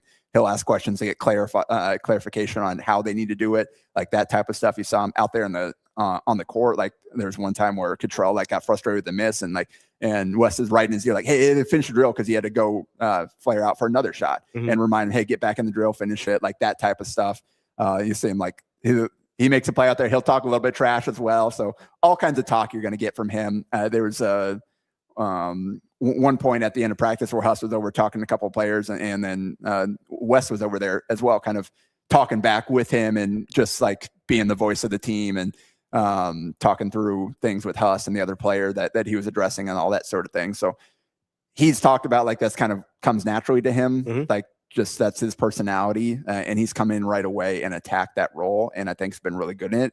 Huss talked about like his deal is he's so competitive that sometimes you need to direct that energy in the correct way, and that hasn't always happened. Like he gets so caught up in trying to win the drill and being super competitive and that type of thing, where he can maybe go a little bit too far, but you'll take that 100 times out of what they had last year, where it's kind of everybody was reluctant to be that guy. Way easier to dial a guy a little bit back than it is to try and ratchet one up. And I think Jason Green is kind of in a similar role where Wes is the one, like the first one to talk, but Jason is something like he's more than willing to step up and say the same thing or do the same thing and say what needs to be said. And Huss talked about that as well. He's more comfortable in that role here in the second year as kind of one of the veteran guys, one of the vocal leaders. And then with him actually on the court, they are continuing to work him. Like he's practicing with the wings and forwards or whatever, and then he'll get a few reps here with the bigs. I don't think they're planning to play him mostly at the 3 and the 4. But the opportunity to play the 5 is still there, and he's still preparing and will be ready to do that if they need him to. All right, let's move on to questions here. Before we get questions, I think I want to just offer a few just observations about just kind of the Huss era and what it looks like. As far as practice, like so far this summer, it was basically a split. Like it wasn't the blue team is the starters and the first few subs versus the scout team on the white team, all that. They mixed the guys up basically throughout the summer. We hardly, even during practice, they're switching teams. Like it was pretty well mixed in. Yeah. So we hardly got to see like the projected starting 5. Whatever you think that is. The last day I did see that group, like who I would say at this point, just BJ Davis, Wes Enos, Jason Green, Jackson McAndrew, and Aswan Arunse. And then Cottrell Harmon was kind of the 6th man in that group. And I will say that group kind of took it to the white team quite a bit there. Yeah, so it looked pretty good. So that's just so we didn't. They are far off from like settling lineups and all that stuff. This summer was just strictly about competition, installing concepts, getting everybody used to each other. So I think we'll start to see kind of more of that in the fall once we get closer to the season. But no answers yet as far as lineups and rotation and all that type of stuff. Nothing we saw kind of would give us any inkling to that from that standpoint. Huss did run the practices last summer, so from like how they looked, it wasn't that different. Like he's still like his attention detail is still the same. Like he's in there stopping, hands on. Stopping the drill every other possession to harp on things to make sure they get things right. Like he's still like that is who Huss is as a coach. Like he If you don't get it right, he is going to let you know that you did not get it right and make sure that you do the next time. And if you don't the next time, he's stopping it again. He'll let you know again. Yeah. So, so a lot of that, but all the other coaches are very active, give their input as well. I like kind of the film study at the start. They break it up and each of the coaches like takes a little section on a concept they're trying to reinforce, and they'll go through a few clips and point things out just based on what, their previous practice, and then they'll mix in some like season clips or whatever to kind of reinforce points, and all the coaches take part in that. I will say, like Corey Edwards, his intensity stands out. The newcomer who, like the one like full assistant newcomer that took Huss's spot on the staff. Yeah, everybody else is back. He's kind of the one newcomer, and he's a guy that's been here before. He was here as a GA, and then he went to High Point with Huss. Stuck with High Point when Huss came back, and now when the spot opened up, Huss brought him back here to Creighton. So, but he is very intense, hands-on guy. He'll hop in a drill, make sure, like if the GAs or if the players aren't doing it the way that he wants them to do, is like, out of here, I'll show you how it's done. Yeah, like he's not afraid to hop in there. So that's just kind of interesting, kind of seeing him work. I think.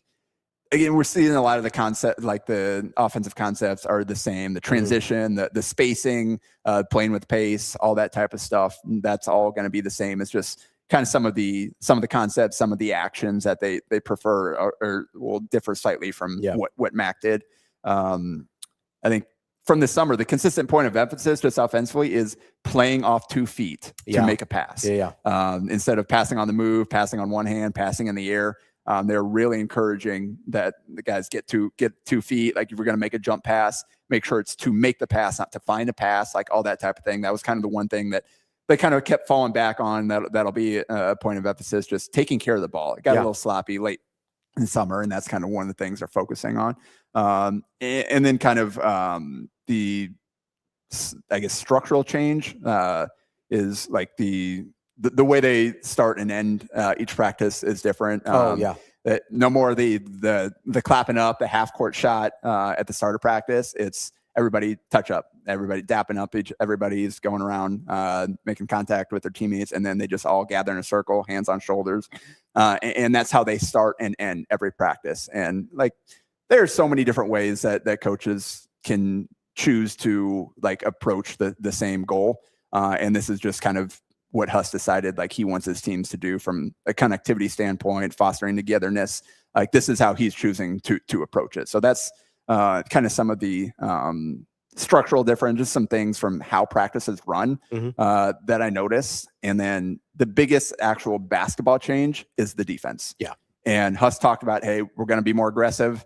And that is certainly the case. Pretty dramatic. We saw that throughout, and that's kind of pretty dramatic. That's my biggest takeaway. Like the biggest thing that I know has stood out to me most from these practices is just kind of what they're doing defensively, kind of the tactics behind it, the roles and all that stuff, but just kind of the overall emphasis is, and their goals. I think their goals defensively are very different. Being more aggressive again, like creating turnovers. People respect violence was a direct quote because they were trying to encourage them to be more physical in everything they did on both sides of the ball. Yeah, we want to have more teeth to what we're doing.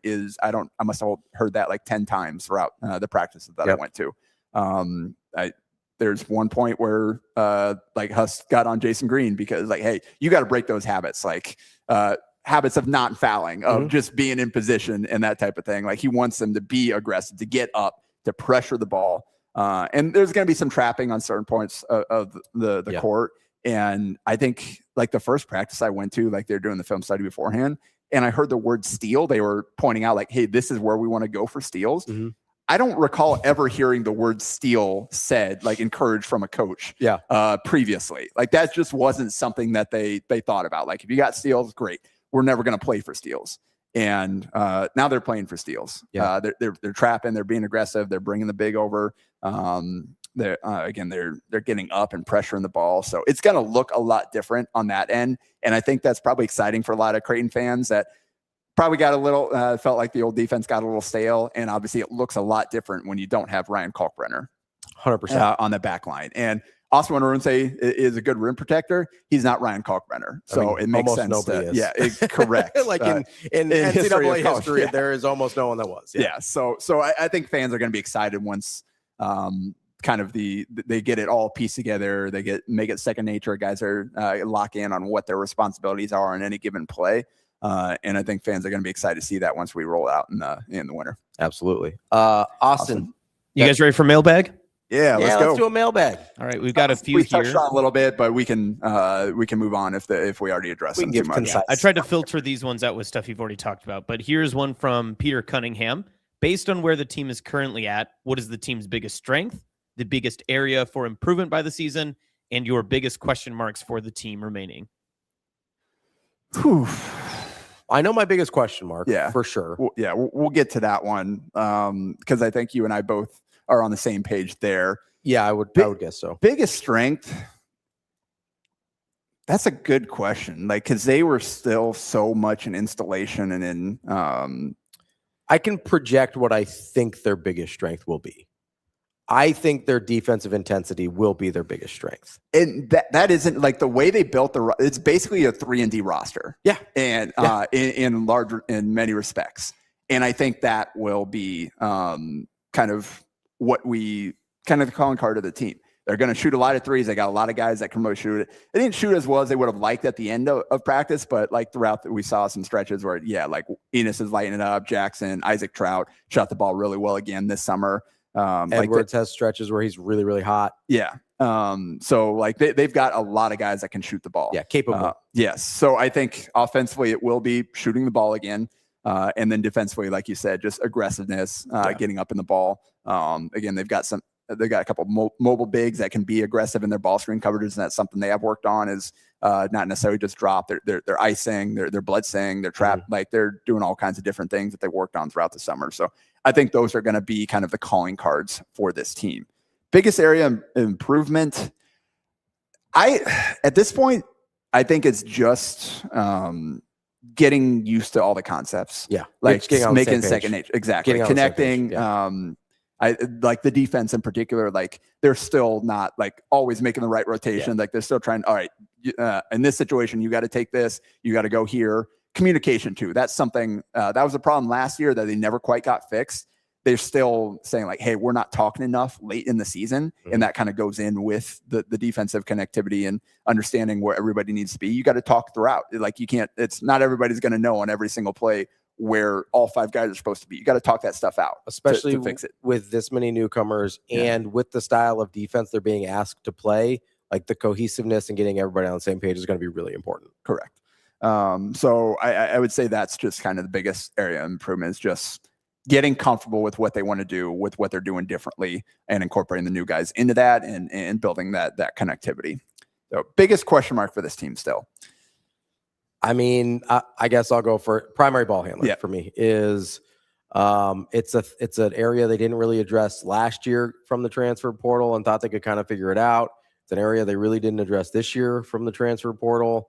I think their best, I don't even know what their best or what they would say the best case version of this is. My guess would be they're hoping that Harmon will develop and be prepared to be a lead guard by the time the season starts. I'm guessing that's the option they would prefer. I don't know that for sure. That's just my guess. My biggest question is who's going to initiate offense. At this point, I'd probably guess Wes Enos is your best option there. But I do have questions about just not having a true initiator. Yeah. And I think it's going to be kind of tag team between BJ Davis and Wes Enos to start. I do think they're kind of counting on Harmon to give them some good minutes off the bench in that role. And I think he's skill set wise, he's the most definitely equipped capable to get to be that guy at some point. Yeah. No idea when that happens. Don't know. But yeah, you just watch them play and like there's some moments where it looks good, but there are also some where maybe the handle is not quite as tight as you'd like it. Maybe you can't get all the way to the rim and be a threat. So you end up kind of stuck in between and taking some tough shots.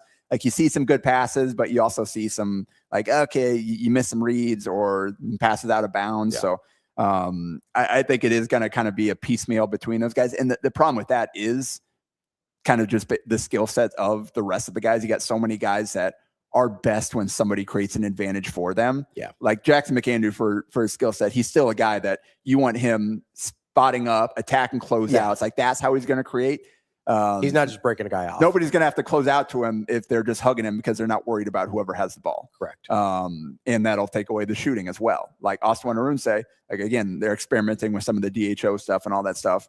He's still like, for him to score, you got to have someone get him the ball in a position to do so. Yeah. So guys like that, just a lot of guys that are Hudson Green, like these guys, they can create a little bit on their own, but they're in their best when somebody is creating advantage for them to attack. You've got to attack a closeout or a rotation for most of these guys. I will who's say, going to start that chain reaction? The wild card here is Bug Edwards. He is the guy that most consistently compromises the defense from what I saw. I don't know if his skill set necessarily lends itself to doing that all the time, but in terms of just, hey, purely who compromised the defense the most, it was Bug Edwards for me. Yeah.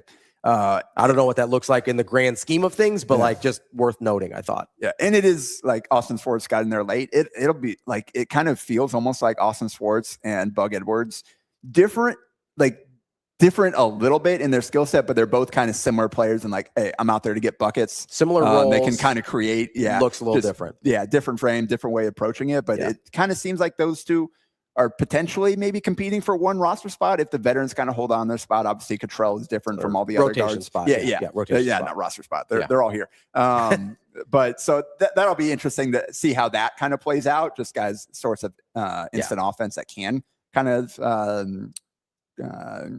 like compromise the defense. Thank you, compromise. I don't know why that word not coming to my head. I had it halfway there. Anyway, so that's where I would say both our biggest questions are. Next one.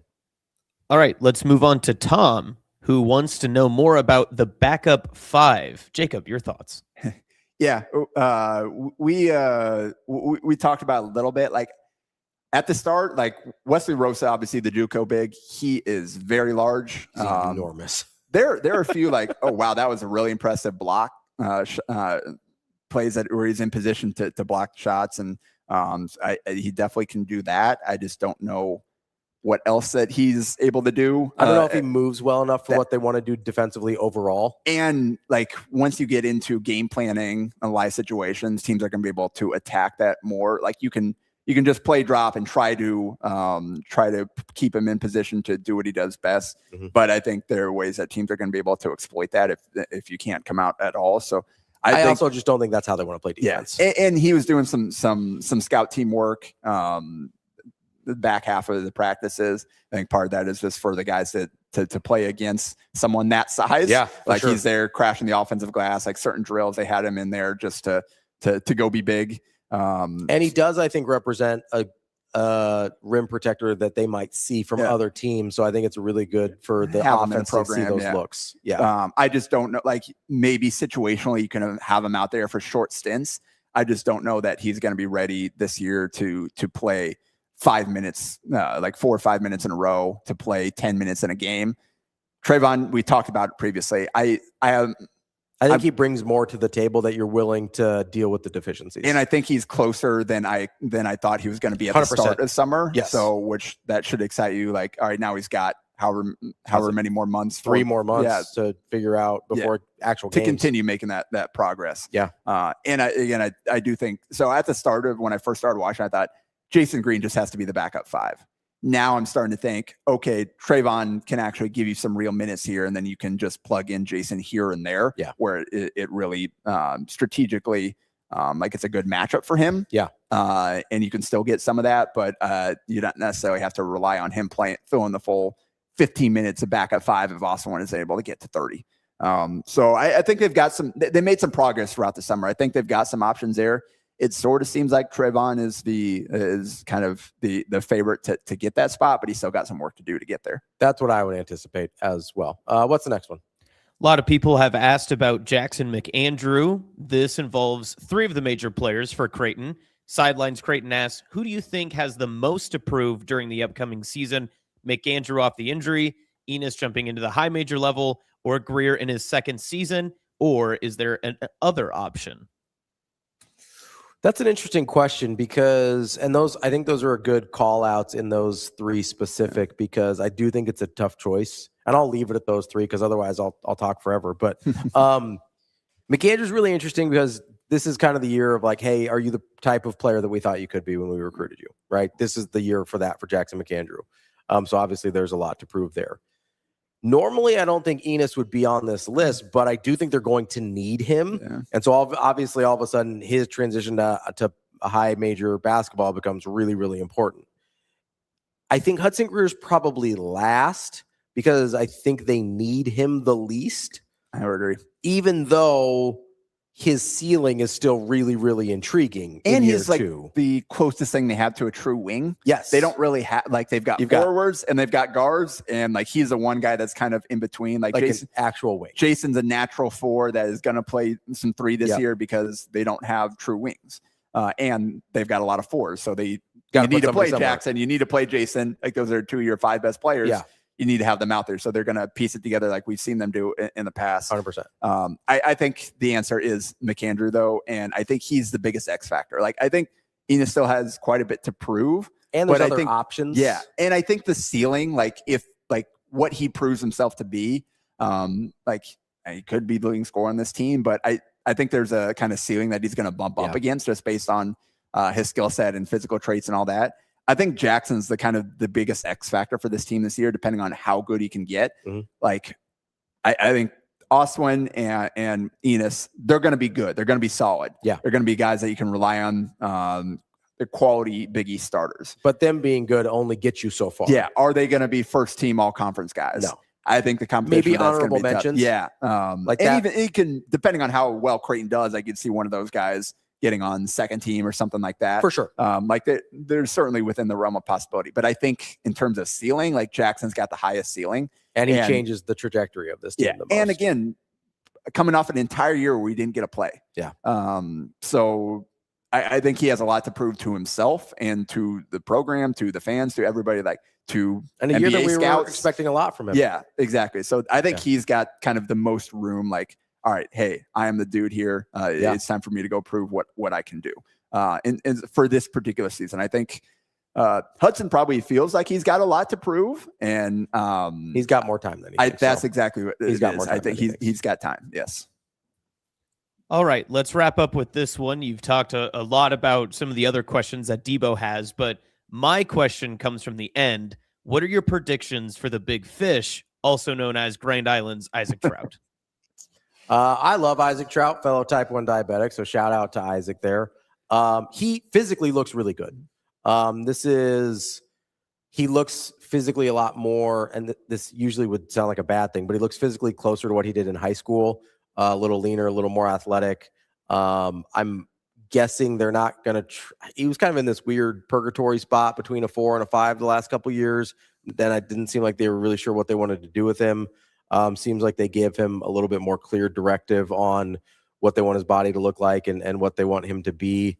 I hope he has a great year. As I mentioned, very fond of him, and not just for being a Nebraska kid, a diabetic, the whole thing. But I also think he's important to what this team needs from a not just leadership standpoint, but the actual on the court production too. If he can produce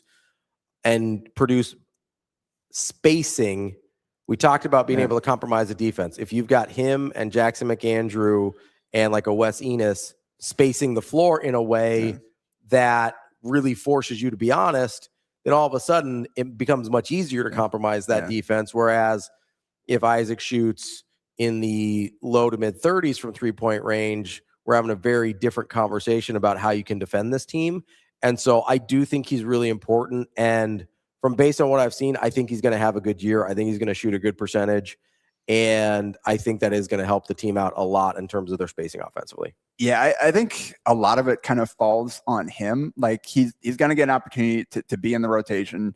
Obviously, you've got that skill that fits right in with what they want to do. I think like from a picking things up, he's done pretty well compared to a lot of the other guys in terms of understanding what he needs to do. Like not shocking, but like he's been the guy that made the right rotations, been in the right spot. He's went and gotten a steal when he was supposed to. Like some of those, Isaac Trout getting a steal, but like just goes to show like he's picking it up. He knows what he's supposed to do out there, so that will help him. Like if again, we'll see. The number one thing with Greg McDermott in terms of getting on the court was reliability. Yeah. And I we'll see kind of how that goes with Huss and whether he it's not a rare thing in coaches. Like that's kind of the de facto, like, hey, coaches play who they can trust. Yes. Yeah. It became a kind of running joke with, or something with the fans where kind of like the trust, like putting quotes and all that type of stuff. But there is something there. And I think Isaac is certainly putting himself in position to be reliable. The big swing for him is, can he figure out the road shooting? Like that's where can he be a 40% shooter as opposed to a 36% shooter? Yeah. And that comes down to being able to carry his shooting on the road. Yep. And that's also part of reliability. Do they know what they're going to get from you on offense, as well as doing what is asked of you in terms of production, like you talked about? So I think in order for Isaac, there's a lot of competition. Like Jason Green can play minutes at the 4. Hudson Greer can play minutes at the 4, or play a lot more minutes at 3, which pushes Jason to the 4. Yep. Like they've got basically 4 guys there, and are they going to play a 10, 11 man rotation? Probably not. I wouldn't think so. Certainly like significant minutes. So what does that look like with Hudson, Jackson, Jason, and Isaac? Probably not a ton of minutes there that are going to come easily. Yeah. Like you got to go earn them. And I think to kind of really have a significant role, he's got to show that, hey, whatever this kind of home road split, it's been more extreme with him. Like that's how it is for role players. They shoot better at home than on the road. It's been a kind of even bigger split for him. And that's why he isn't a 42% 3-point shooter, even though he certainly looks like he's got the ability to be that. Capable of it for sure. Yeah. Like more often than not, he's the best shooter in the gym, in their practice gym. Yeah. So now the key for him to kind of lock down that role is, can he carry that? Can he be more consistent on the road? Can he do that? Otherwise, it's going to probably be more of a situational role where, as opposed to every single day, these are how many minutes you're getting. We'll throw you in here, try to give us a spark in this game. Maybe you play less in this one. You go some of the other guys. So I think it'll largely fall on Isaac and what he's able to do out there. But like, he's going to have a role on this team. It's just a matter. He's the one that has to determine how significant that's going to be. There you go. Is that all we got, Austin? I will say one kind of note of clarification before we get out of here. The kind of Mark Owen Fadzo Data reported that by the overseas, the Armand Jovic guy, that he was going to be playing at Creighton this year. That was premature. He saw, I guess he saw that he was coming to Creighton or coming to Omaha, that he was in Omaha. They saw his Instagram post or whatever. Yeah. And took that to mean that, like, oh, he's locked in at Creighton. He's like in Omaha. It was a visit to figure things out. Yeah. And then you saw somebody else go off that and say, oh, we committed all this stuff. That was not the case. No. Not there yet. And the fact that it's been this long and then we haven't heard anything more makes it seem like it's not the case. There's probably a snag within getting him eligible. Yeah. I think he wanted to play at Creighton. They wanted him. It's just you got to go through all the hoops, and the fact that, again, we haven't heard anything probably doesn't bode well for that. So I think that's kind of, they are where they're going to be from a roster standpoint. I have no idea what to make of kind of the injunction fallout with the 2022 They do guys. have a couple spots. That's all I know. They've got 2 spots, and I think they're going to do their due diligence, but I don't necessarily think they're going to be super aggressive trying to go out and get one of these guys. I also don't know if these guys are ultimately going to be eligible. Yeah. So it's maybe behooves them to slow play a little bit and see what's going to happen. So at this point, I would say this is probably going to be the roster that we're going to see, but they are continuing to explore options because they do have spots to fill. And I think that's what we're going to see from Creighton. They're always going to do their due diligence. Yeah. Not every guy you see their name connected to is going to be someone they're going to push hard for, but it behooves them to take a look, to make the connections, give them a shot. And to get their name in the mix, even if they're not ultimately going to go hard and try to land these guys. That's Jacob Padilla. I'm Ravi Lulla. It's been a little Bluejay breakdown in the off season here. We appreciate you joining us, and we will be back with additional Bluejay breakdowns as we get into the fall and as basketball season creeps nearer and nearer every day, Jacob. Appreciate your time. Yeah. We will be back tomorrow with Hurrdat Sports Live with me and DB. Have a great rest of your day.